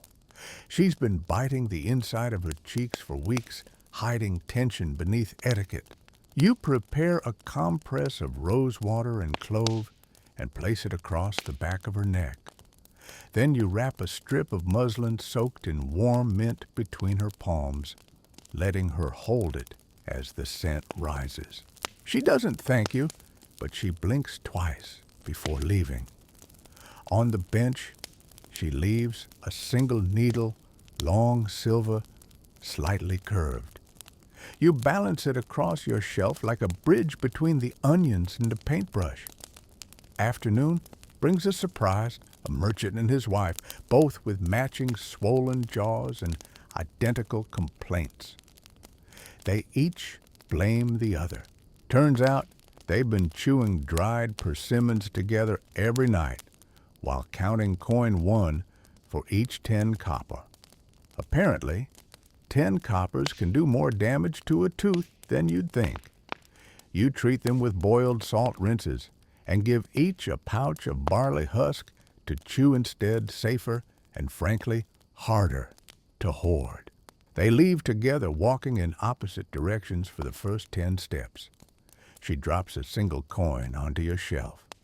He places a dried persimmon. Neither looks back.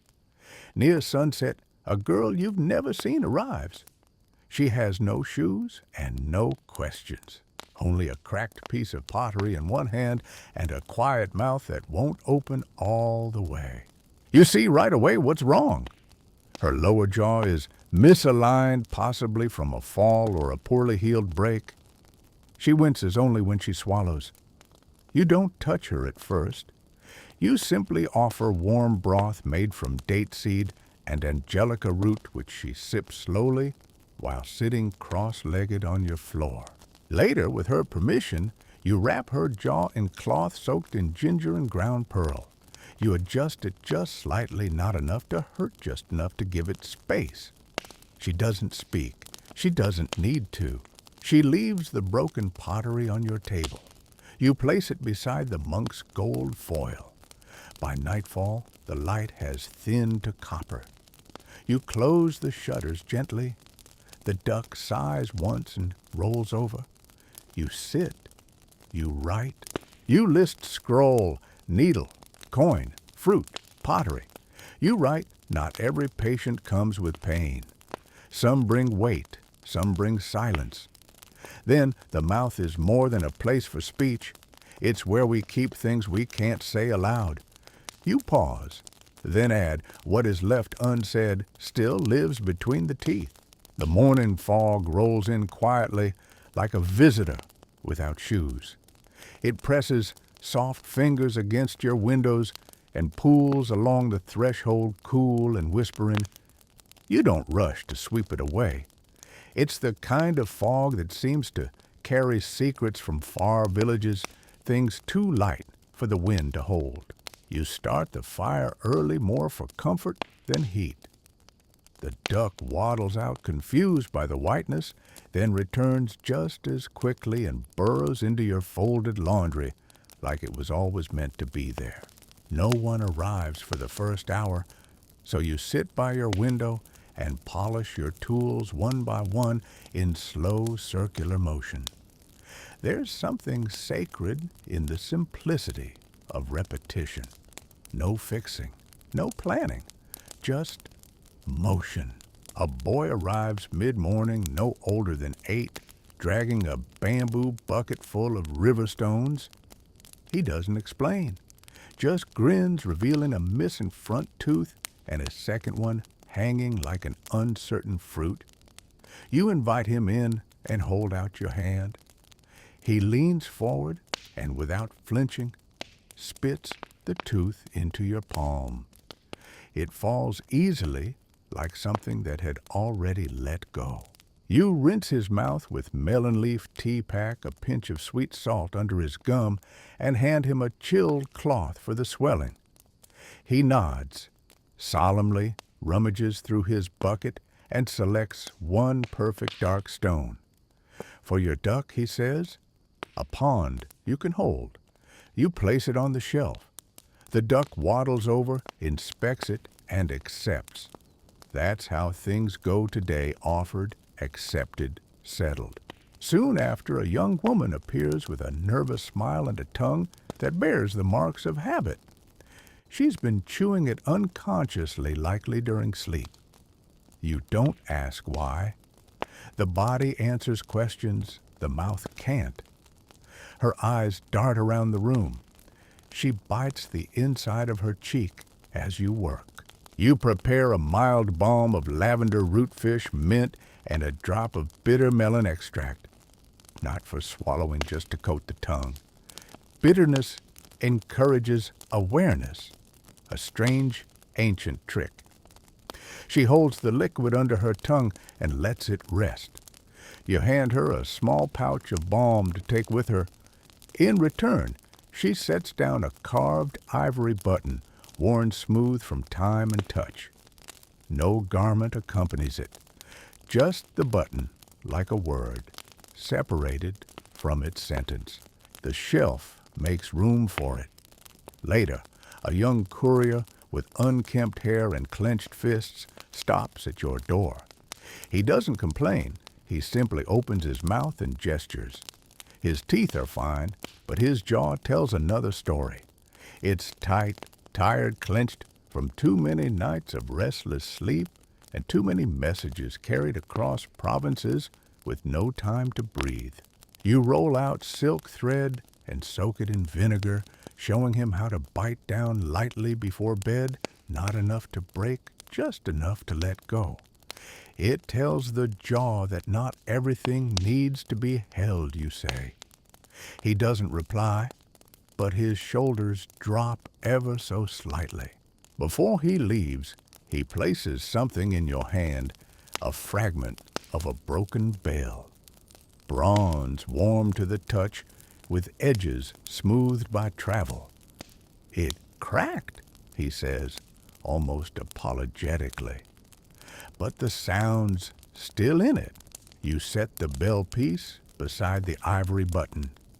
Together, they look like parts of a conversation too quiet to overhear. As the fog begins to lift, the hills regain their outlines. The village emerges from mist, cautious but whole. Just before sunset, an old woman appears. Her back is curved like a boat in calm water. She carries nothing but 2 wax apples in her palm, firm, glossy, impossibly round. She doesn't sit or ask questions. She simply hands you one and says, to sweeten the breath. For both of us. Her teeth are worn but steady. She doesn't need treatment. She just wants to stand in the golden light with another living soul. She stays for a while, then leaves quietly, taking nothing but the air she arrived with. The apple joins your shelf. The duck tries to roll it across the table, fails, and falls asleep beside it, as if claiming guardianship. Evening comes gently. No sudden shadows, just the slow withdrawal of color from the world. You light your lamp, open your window, a crack, and feel the edge of night begin to settle across your shoulders. You sit with your ledger. The pages welcome you back like an old friend. You begin to write. You list stone, button, bell, apple. You add each gift carried a shape of something unspoken, a missing tooth, a silent grief, a cracked promise, a sweetness that lingers. Then some mouths ask for help. Others offer it by showing up. Then one more line underlined gently in ink. You can tend to a person's pain without needing to know its origin. You close the book. You wake to a sky the color of barley tea, warm and uncertain. The light filters in through the paper windows as if unsure whether to stay. It's a perfect day for rain that never comes, just the kind of thick, expectant air that hangs low in your chest and makes everything feel like a memory in progress. You step outside for a moment barefoot and feel the stone path still holding the cool from last night. The duck follows, of course, waddling slowly as though judging your choice of pace. In the corner of the yard, a gored vine has curled around the leg of a broken bench. It wasn't there yesterday. Or maybe it was, but you hadn't looked. Back inside, the day begins with a surprise, a child, maybe 6, cradling a bundle wrapped in linen. You expect a sore tooth or a scraped chin, but she unwraps the cloth to reveal a bird. It's not alive. Its beak is cracked, and its wing curls stiffly inward. You hesitate, but she holds it out with quiet determination. Fix its mouth, her eyes say, as if the bird still needed to sing. You don't explain the difference between healing and honoring. Some things don't need explanation. You fetch your brush and prepare a blend of resin and powdered pearl, brushing it gently across the beak until the crack becomes a seam. Then you find a scrap of silk and make a tiny sling for the wing. She smiles as if you've done magic. She leaves without speaking, but not before placing a feather on your shelf. It's small blue-gray and too soft to stay balanced, so you pin it gently next to the bell fragment. Your next visitor is Familiar the herbalist from 2 streets over. He's old, but he moves like he's always on his way somewhere. Today, though, he sits. His tongue, he says, has lost its sense. Everything tastes like dust, he mutters, running a cracked finger across his lips. He's chewed too much betel nut lately, you suspect, masking the bitterness of old regrets. You prepare a rinse of chrysanthemum and saltbush, followed by a tonic of sour jujube and hawthorn.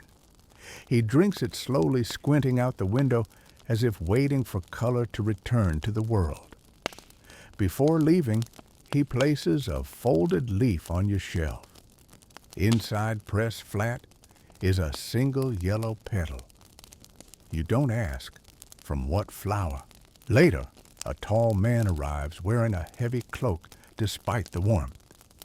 He keeps his mouth covered with a handkerchief, and when he finally lowers it, you see he's missing several teeth. Not from disease, from removal, on purpose. He says nothing, but his eyes flicker toward your tools. You don't ask questions. Instead, you warm a compress of cinnamon bark and cardamom and place it gently against his jaw. He flinches, maybe not from pain, but memory. You offer him a piece of lotus root, steamed and soft, which he chews slowly on one side. Before leaving, he taps a silver coin against your shelf 3 times. Not to leave it, just to say I was here. You don't add the coin, but you write it down. The final patient arrives at twilight, carried in a sling on his brother's back. A young man, face bruised from a fall, mouth swollen shut. His jaw is out of place, dislocated. You feel it gently guiding it with the tips of your fingers as you whisper apologies that aren't quite needed. With steady pressure and breath held still, you ease it back into alignment. There's a sound soft but decisive. His eyes widen, then close. You prepare a soup of softened pear and mulberry, and while his brother feeds him, you wrap a cloth soaked in gold thread around his neck to ease the lingering pain. When they leave, the brother bows deeply and places a tiny wooden dice on your shelf, its corners smooth from years of touch, its single black dot nearly faded. You sit with it. Night arrives without notice. You find yourself in the quiet again, and this time it feels more like a blanket than an absence. You open your book. You write feather, petal, coins echo, dice. You pause. Then some offerings disappear, but the meaning stays lodged between the pages of the day. You write, the mouth is more than a gateway, it's a vault. For grief, for joy, for words unsaid. Then beneath it, sometimes to restore a mouth, you have to first listen to what it never spoke. You close the book slowly, your thumb trailing the edge of the page. You wake to a knocking that isn't a knock, just the bamboo wind chimes brushing each other with the breeze like fingers tapping softly on old memories. The air is already warmer than it should be at this hour. Even the duck senses something different and doesn't stir from its usual sunlit corner. You begin your morning as always. You sweep the floor with slow, deliberate motions, not because it's dirty, but because it's ritual. The way your body moves in rhythm with the bristles is as familiar as breath, and somehow that comfort is its own form of healing. The first visitor arrives before you finish. A man with charcoal on his sleeves and ash under his nails, clearly a potter. He doesn't speak much. He opens his mouth, shows you a chipped molar, blackened near the root. It's not recent. It's something he's lived with, chewed around, ignored for months. You see in his eyes a resignation, as though pain had become an old neighbor, unwelcome, but tolerated. You don't scold. You never do. You just rinse the area with a warm infusion of plantain leaf and barley, then pack it gently with crushed clove and soaked rice husk. It's not a cure, but a comfort, a beginning. Before leaving, the potter leaves behind a broken shard, red clay with a spiral etched into it. A lid, maybe, or a base. Whatever it was, it's something that once held something else. You add it to your shelf. The duck eyes it with suspicion. Later, a pair of sisters arrive together. One speaks quickly, the other doesn't speak at all. The silent one sits in your chair, her jaw tight, mouth clamped shut, not in pain, but in refusal. Her sister tries to explain. She hasn't spoken since the rice harvest, she says. Not even to cry. You nod. You take her pulse gently, not looking her in the eye. You offer her a reed soaked in sweet flag root to chew on, not for its taste, but for its memory. She rolls it between her teeth, and you see the corners of her mouth twitch and almost smile, or the beginning of something else. She doesn't leave a gift, but as they go, you notice a strand of her hair caught in the reed. You wrap it in cloth and place it near the potter's shard. Then, close to midday, a scholar arrives draped in fabric too fine for the road, holding his jaw with both hands like it might fall off.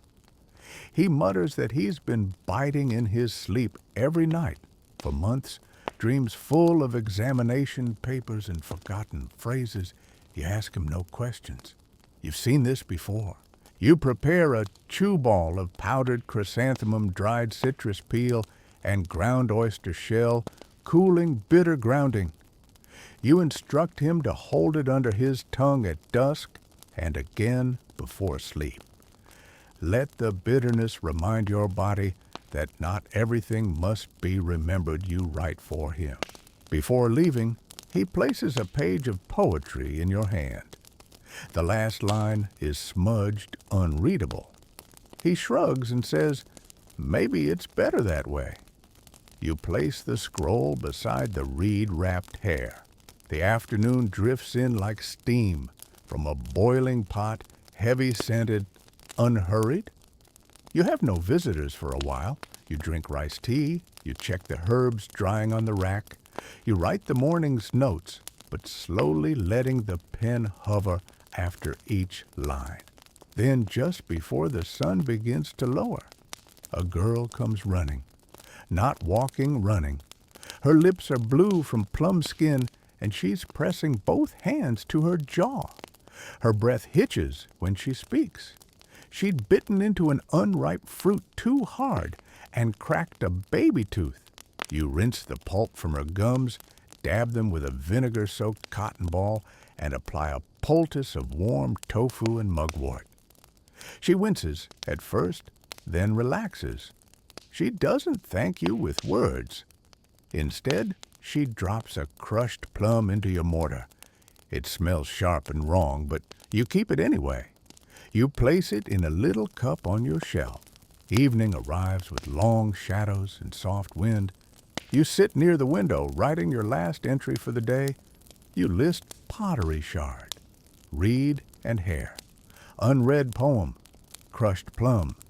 You pause, then write. Each object holds a fragment of a sentence left unfinished. Then, healing doesn't always mean restoring what was.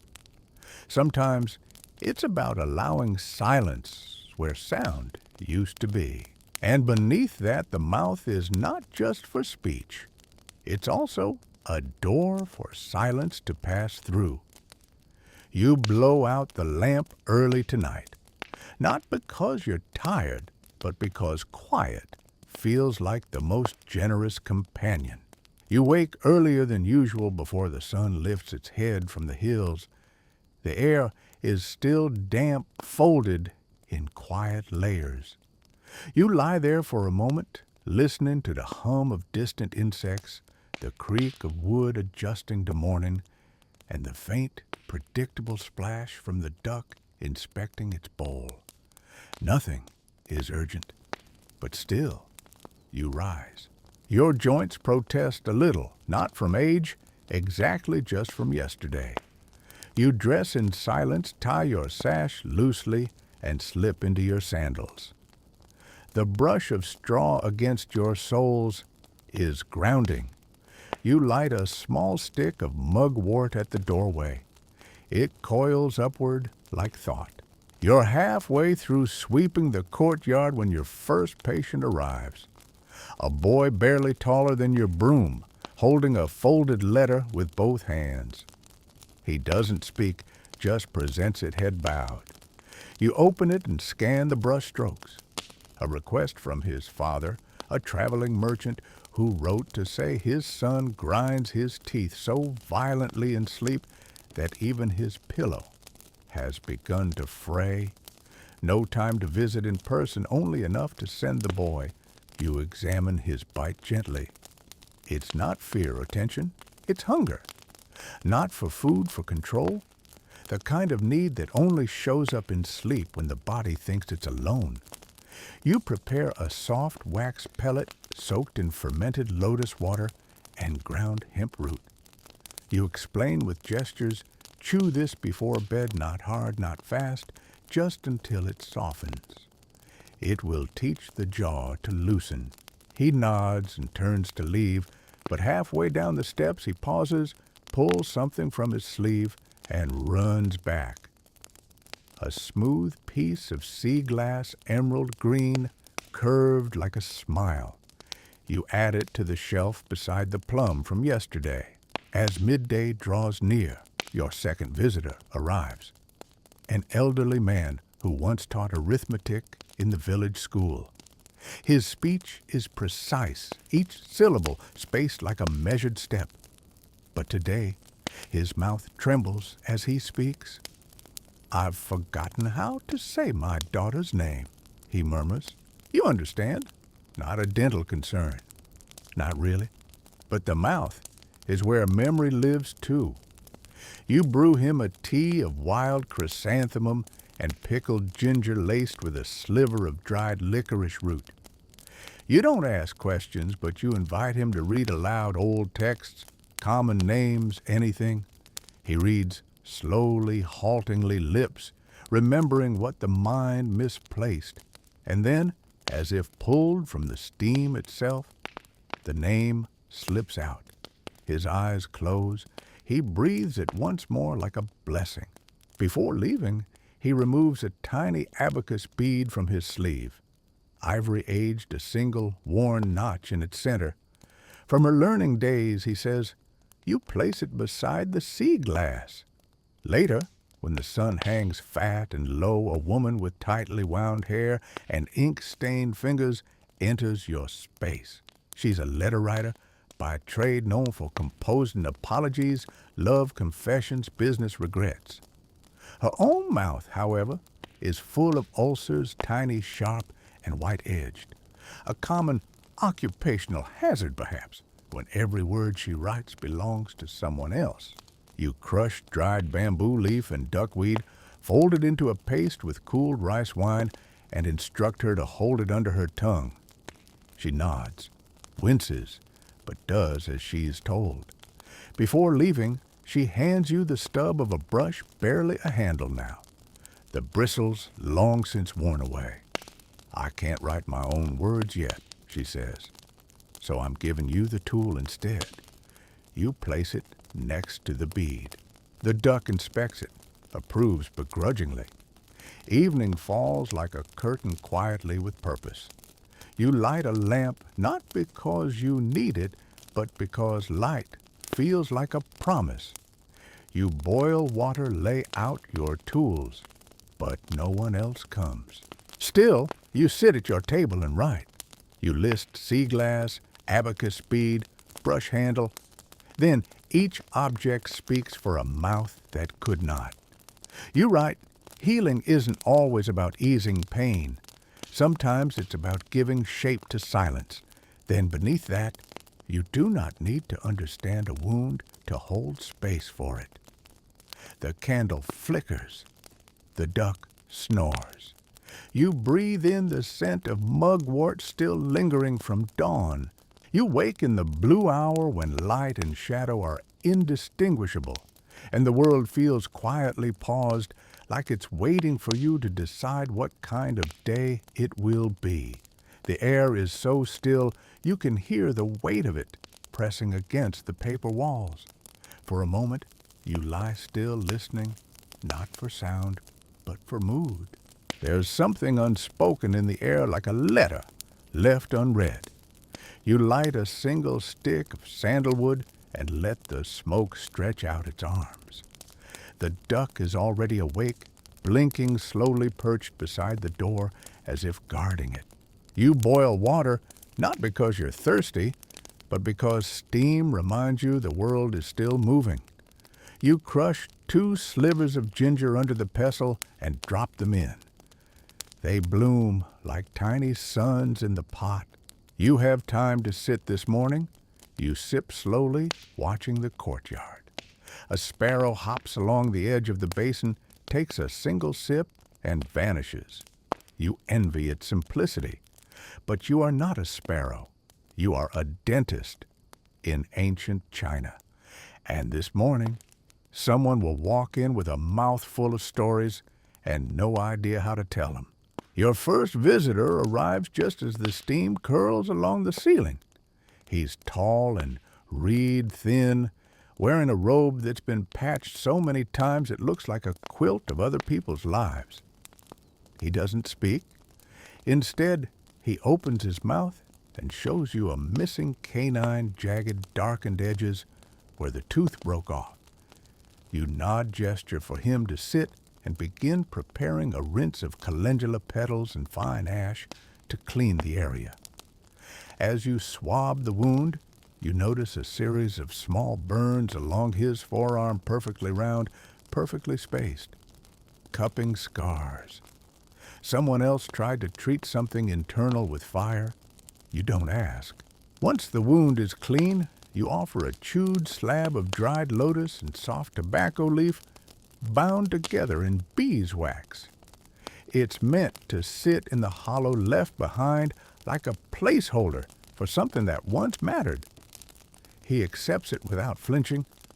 Before leaving, he reaches into his sleeve and produces a hollowed-out pebble, smooth as bone. Inside it, silence. He sets it on your shelf. It rolls slightly and stops, not long after a young woman arrives with hands that won't stop trembling. She's a calligrapher, known for her steady hand and graceful lines. But today, her ink has betrayed her. She bites her lower lip constantly, so much so that it's begun to swell. You make no comment, only mix a cool compress of green tea mint and powdered plum blossom. You apply it gently, let it rest, and when you remove it, she looks surprised, not because the pain is gone, but because she realizes it ever existed. She doesn't offer words. She takes a pin from her hair, a plain one bone white and unadorned, and lays it beside the hollow stone. The duck eyes her respectfully. Your next patient comes close to noon, when the sun is fat and warm and sits lazily in the sky. He's not really a patient. He's the fishmonger's apprentice sent with a message. The fishmonger's son, 10 years old, won't stop gagging when eating. No illness, the note reads, just fear. You've seen this before. A child so overwhelmed by taste texture or even the memory of a smell that the body rebels. You prepare a small sachet of star anise and dried mandarin peel tied in linen to be worn around the neck, not to be eaten, just to remind the nose there are kinder scents. You give the apprentice an extra sachet. For you say, because carrying someone else's discomfort deserves something gentle. He smiles and hands you a single fish scale stuck to a strip of bark. It glimmers like a tiny armor plate. On to the shelf it goes. As the afternoon stretches, so does your patience. The heat makes everything slow your hands. The tea, the thoughts that try to finish forming in your head. You step outside just for a moment and place your palm against the gourd vine. It's climbed higher, almost reached the broken tile where the roof dips. You consider leaving it be, let it take over. But you hear footsteps back inside. It's a monk this time. Young shaved head robe still stiff with new dye. He winces when he speaks. His tongue is cracked, his breath sharp with the scent of metal and fasting. He's been silent for too long, it seems, and when the vow broke, so did something inside his mouth. You don't touch his tongue. Instead, you hand him a bowl of snow fungus soaked in apricot kernel water. It's the kind of tonic that cools everything. Rage, desire, memory. He drinks slowly, then faster, then stops. He places a folded paper bird on your desk. Origami crisp and fragile. You wait until he leaves before you move it. Its wings are uneven, its beak is sharp. You place it beside the fish scale. Evening comes with little fanfare, no dramatic shift of color, just the slow sinking of brightness into the folds of the earth. The duck settles on your feet. You don't ask for space. You write. You list hollow pebble, hairpin, fish scale, paper bird. Then some mouths are too tired to speak, so they leave shapes instead.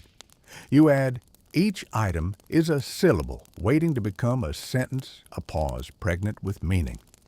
Then, to practice medicine in silence is not to ignore pain, it's to respect the dignity of not needing to explain it. You close the book softly. The paper bird seems to nod in agreement. You wake in the middle of the night, long before dawn. No sound stirs, not even the usual creak of the beams or the night wind brushing the window paper. It's the kind of silence so complete it doesn't feel like silence at all, but a room already filled with something invisible and thick. You lie still for a while, eyes open in the dark, not afraid, just listening. You don't remember falling back asleep. only waking again to faint light and the smell of damp bamboo. The duck is not at the door today. Strange.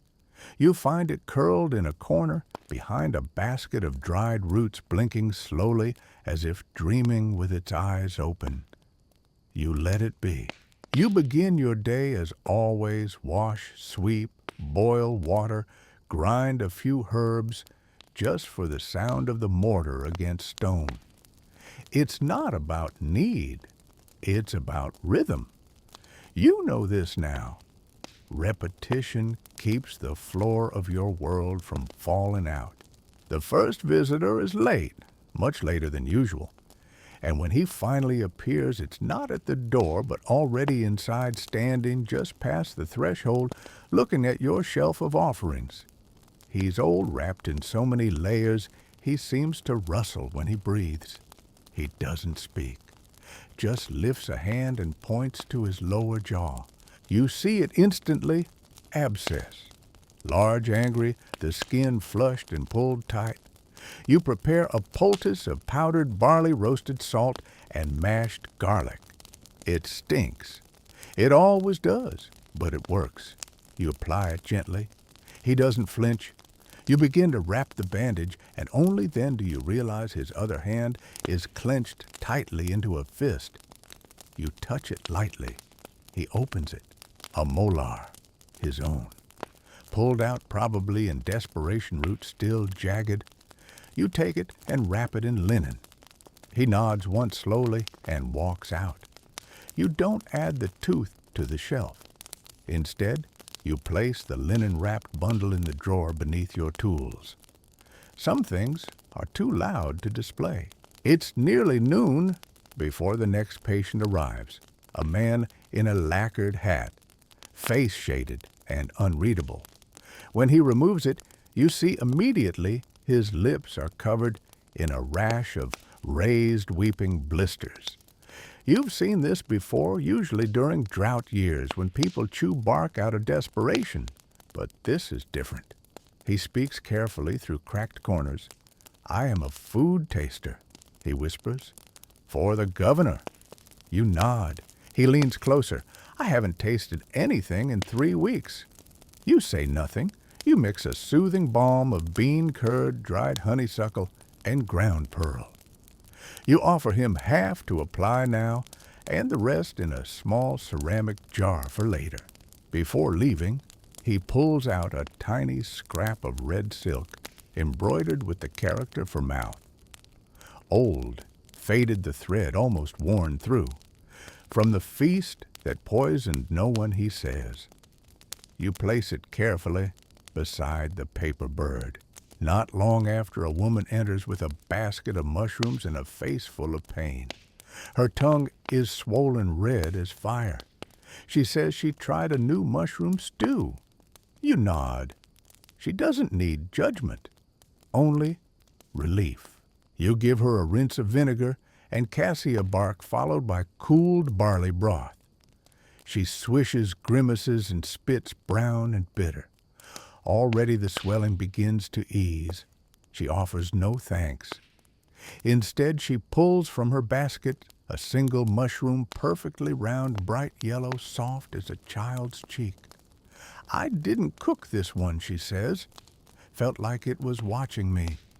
You place it near the sea glass. You begin to write it down, but stop midway. The duck is watching you, unblinking. It has not moved all day. The next patient is unexpected. A man with no teeth at all, not one, yet he complains of jaw pain, aching even in dreams. Phantom teeth, you think? You've read about this. A condition of the soul, not the bone. You prepare a warm compress of steamed tofu and rice bran, pressing it gently along his jawline. As you work, he hums softly a tune you recognize from your childhood, a lullaby about a monkey and a bridge. When he leaves nothing behind. But later, when you reach for a fresh rag, you find a tiny stone tucked beneath it, etched with a monkey's tail. You place it beside the abacus bead. Evening comes, and still You're not tired. Not exactly, just slowed, like everything has gone thick. You brew tea but forget to drink it. You lay out your brushes but don't touch them. You clean your tools but not with your usual care. The duck still hasn't moved. You step outside. The sky is turning the color of pressed plum skin that bruised purple of endings. You walk slowly along the garden, fingers brushing the tops of the gourd vine. It's reached the roof. One tendril wraps around the broken tile like it belongs there. You return indoors and write linen-wrapped tooth, embroidered mouth, yellow mushroom, monkey stone. Then some mouths disappear, but the echoes remain in the bones. You pause. To treat the mouth is to treat what the body dared to taste and what it feared to swallow. And beneath it today the duck did not speak. I think it is grieving something I forgot to notice. You close the book. You wake to rain, not the loud slapping kind that scolds rooftops and floods courtyards, but the soft, persistent drizzle that sounds like a tired apology. It seeps into everything, the air, the sheets, even your thoughts. You sit for a while without moving, eyes fixed on the slow droplets weaving lines down the paper window. The duck is back in its usual place, head tucked under one wing. Peace for now. You light a stick of dried orange peel and fennel. The scent rises slow, citrus and bitterness mingled with ash. You drink water, not tea. Everything feels too saturated already. Your first visitor arrives bundled in a shawl far too heavy for the season. She pulls it tighter around her shoulders, even as the steam from your small fire warms the room. Her lips are cracked, not from dryness, but from something deeper, long chewing unconscious perhaps. Her jaw twitches slightly. She doesn't meet your eyes. You kneel beside her and prepare a balm of mashed jujube seed and ginseng root steeped in almond milk. You apply it with your thumb, gently pressing along the jawline, not to fix anything, just to remind the nerves they are not alone. When she rises to leave, she hesitates. Then, from a pocket sewn into the hem of her shawl, she pulls a strip of paper. It's been folded too many times. Inside is a dried petal, bright red, pressed flat. You don't ask its story. You place it beside the red silk scrap on the shelf. The rain continues. The sound shifts as it hits the tile, the stone, the bamboo, the clay. Each material offers a different response. You wonder briefly what your own skin would sound like if it were part of the roof. You don't have long to wonder. The next visitor is small. A boy no older than 6, wearing shoes too large and a hat too small. He arrives clutching a reed flute with both hands but says nothing. Instead, he opens his mouth wide and points to his lower gums where one tooth remains wobbling precariously like a boat in storm. You hand him a soft twig to chew, a slender branch of willow soaked in clove oil. He gnaws it with cautious curiosity. You watch. The tooth comes out on its own, caught in the fibers. He looks surprised, not by the loss, but by the ease. You wrap the tooth in cloth and offer it back. He shakes his head. Then he hands you the flute. It's cracked down the side, unplayable now. Still, it holds breath memory. You place it on the shelf beside the petal. A lull. No footsteps, no voices. Just the rain steadier now, and the soft snore of the duck. You pick up your own tools not for work, but for motion. You polish a few handles, rewind some thread, fold cloths. Each task is a sentence you don't have to speak. Midday slips past. The smell of wet stone becomes familiar, then a shadow. A woman steps through the doorway, hunched slightly, one hand pressed against her temple. Her hair is neat. Her shoes are clean, but her jaw is clenched as if she's holding back an earthquake. You guide her to the seat.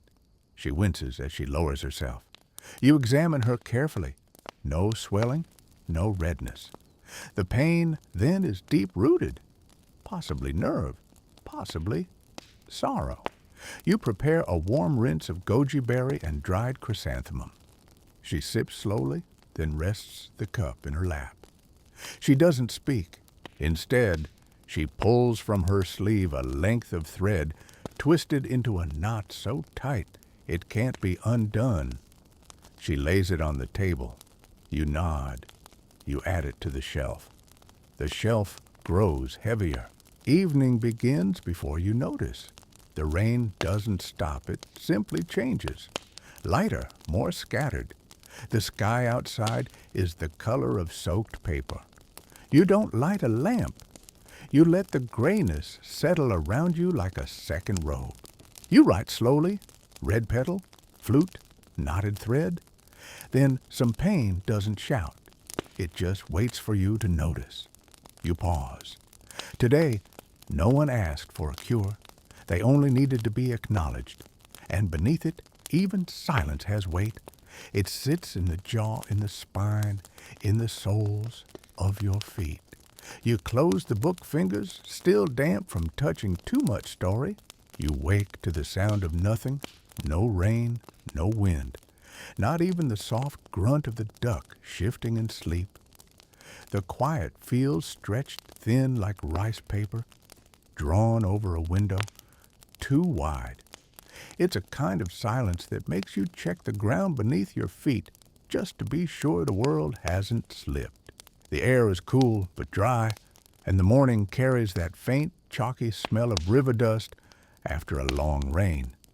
You move slowly, cautiously, like something might break if you walk too fast. You light no incense today. Instead, you open the shutters and let the bare sky do what it will. You sit with your tea longer than usual, not drinking it, just letting it steam into your face. When it cools, you pour it into the roots of the gourd vine that has now overtaken the edge of the roof. The duck watches this like it's a ceremony. Maybe it is. Your first visitor arrives wordlessly, a man with soot under his nails and ash embedded in the folds of his sleeves, a stove maker, or what's left of one. He points to his molars and opens wide. 4 are missing the gums, shiny and raw. You see no sign of infection, only stress and a kind of slow erosion. You ask nothing. Instead, you prepare a paste of lotus seed and crushed bamboo charcoal mixed into a thick balm with sesame oil. As you pack the hollows gently, the man breathes through his nose like someone practicing not to cry. You don't meet his eyes. When it's done, he stands, bows slightly, and places a burnt match on your shelf. It's short, blackened, the tip curled inward like a question mark. No words, just a trace of smoke. Next, a woman with a voice like chipped porcelain arrives. She has no obvious ailment. Her teeth are white, her breath clear, her gums neat as temple pathways. But she speaks with her mouth closed, every word forced through the side of her lips like steam escaping from a sealed pot. You invite her to sit, and she does nervously. You hand her a simple bowl of hot salt water, nothing fancy. She takes one sip and sets it down, hands trembling. You prepare a blend of chrysanthemum tea and poppy husk, mild only enough to blur the edges of something sharp. After several minutes of silence, she unclasps a small silk pouch from her belt. Inside is a scrap of old discolored gauze. From the day I lost my first word, she murmurs. You bow. The gauze goes beside the burnt match. You return to your workbench and sharpen your smallest knife. Not to use, just to listen. The sound of stone against blade is comfort, a reminder of precision, of purpose. A short time later, a young boy enters with a bundle of rags pressed to his jaw. His sister follows, older by perhaps 3 years, clearly the one in charge. You gesture for the boy to sit, and when he removes the rag, you see it a tooth half pulled, now crooked, and hanging the gum inflamed. You prepare warm wine vinegar rinse gently and complete the extraction with a swift tug. The boy does not cry. He looks at the tooth as if seeing a version of himself that just expired. You offer the tooth back, and he shakes his head. The sister solemn hands you a wooden spinning top. He hasn't played with it since he started chewing, only on one side, she says. You place the toy on the shelf between the gauze and the sea glass. Later, an herbalist comes not for herself but for a friend. She doesn't say who, only offers a bag of powdered licorice and asks you to make it into a paste. You do, adding mint and powdered mung bean, forming a jelly the color of pale jade. She leaves without explanation, only pressing into your hand a dried sprig of ginkgo leaf. Its edges are curled golden, shaped like a fan. You place it gently beside the spinning top. Evening arrives slowly today. The sun sets with effort, as though it too is reluctant to finish. The air smells like dust and old parchment. You light a single oil lamp and sit cross-legged beside the shelf. The duck is unusually still. You survey your collection, burnt match, gauze, spinning top, ginkgo leaf. Then pain doesn't always look like pain. Sometimes it looks like silence wearing a different name. You write, what is offered is not payment, but proof that something was once carried and is now shared. Then, maybe healing is not removal. Maybe it is companionship, a shelf made of memory, not medicine. You stop. The duck has finally moved. It waddles to the shelf, pecks once at the spinning top, then curls beside your foot with a low sigh. You wake before the sun, but not before the wind. It moves through the courtyard with a hush of old paper being turned as if the world is reviewing its notes. There's a coolness to it that feels final, not like an ending, but like a closing door that makes no sound. You stretch slowly, feeling every joint as a hinge. The duck is already awake, watching the open window with stillness usually reserved for statues or saints. Today feels like something. Not a festival, not a holiday, not even a special day on any calendar. But your bones hum a little louder than usual. You stand and light a small coil of wormwood incense.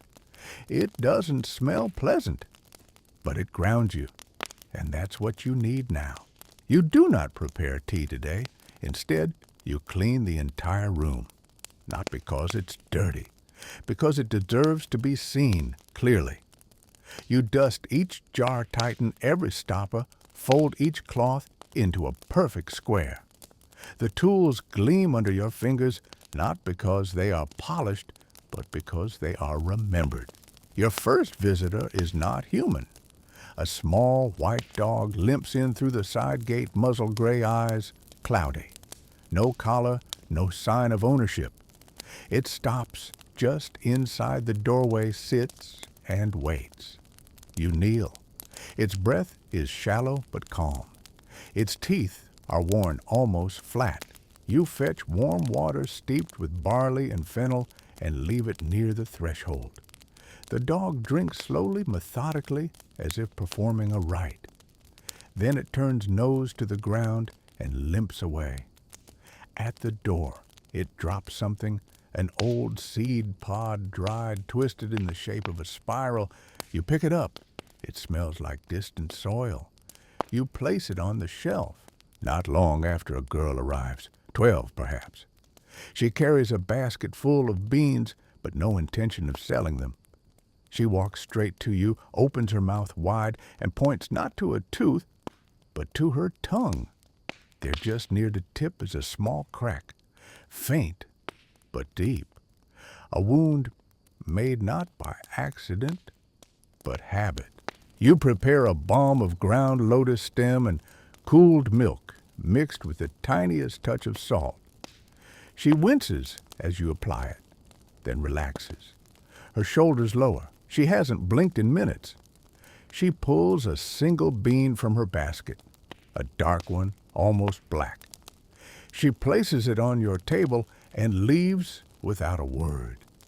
You roll the bean between your fingers before placing it beside the seed pod. By midday, the air thickens with warmth, the kind that settles low in your back and makes you want to sit longer than you should.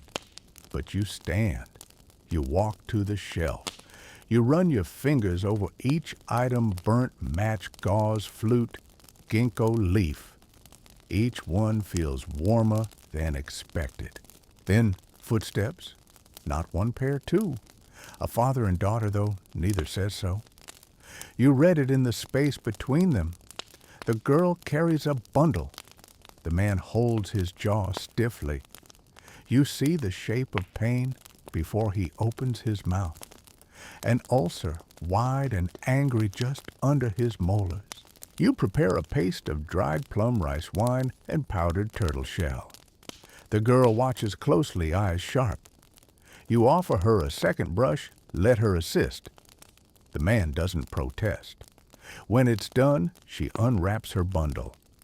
Inside, a strip of silk with two names embroidered side by side in shaky thread. She places it on the shelf. The man doesn't look at it, but his jaw loosens. Later, alone again, you find yourself boiling water not to drink, but just to listen to the bubbling. There's a comfort in knowing that something can still boil over and not be a disaster. Just tea. Evening leans in sooner than expected. The light turns bronze, then ash. You sit cross-legged on the floor, your back straight but tired. The duck is beside you, preening its feathers with unhurried care. Then a surprise.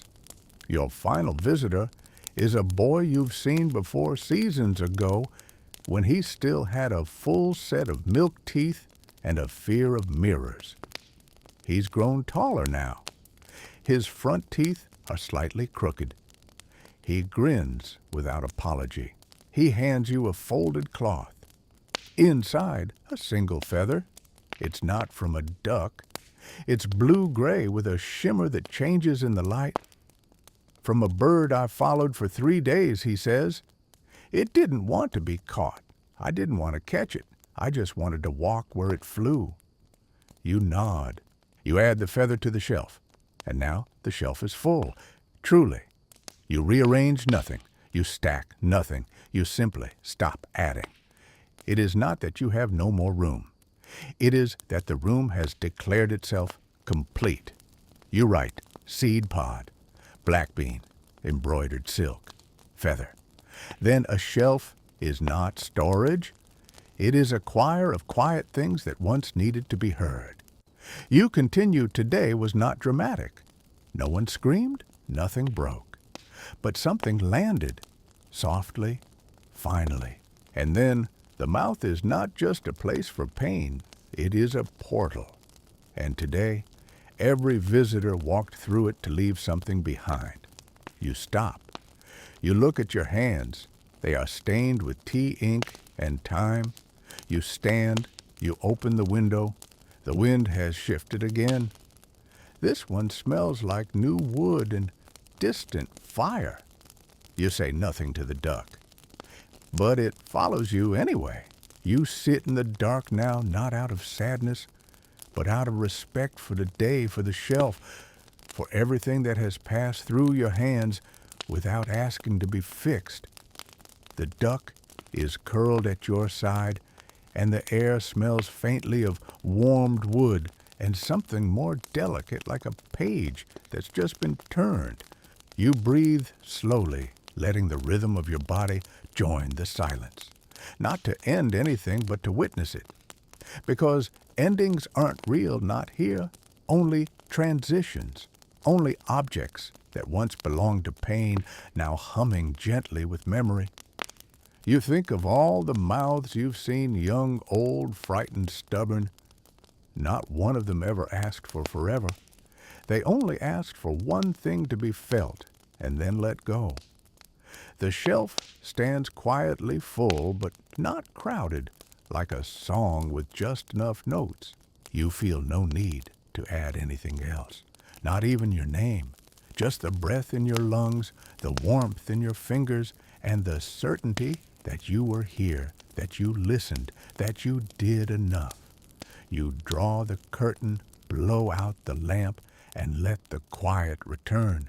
A quiet that is no longer empty, but earned. That's the story for tonight. May your dreams be filled with wonder and peace.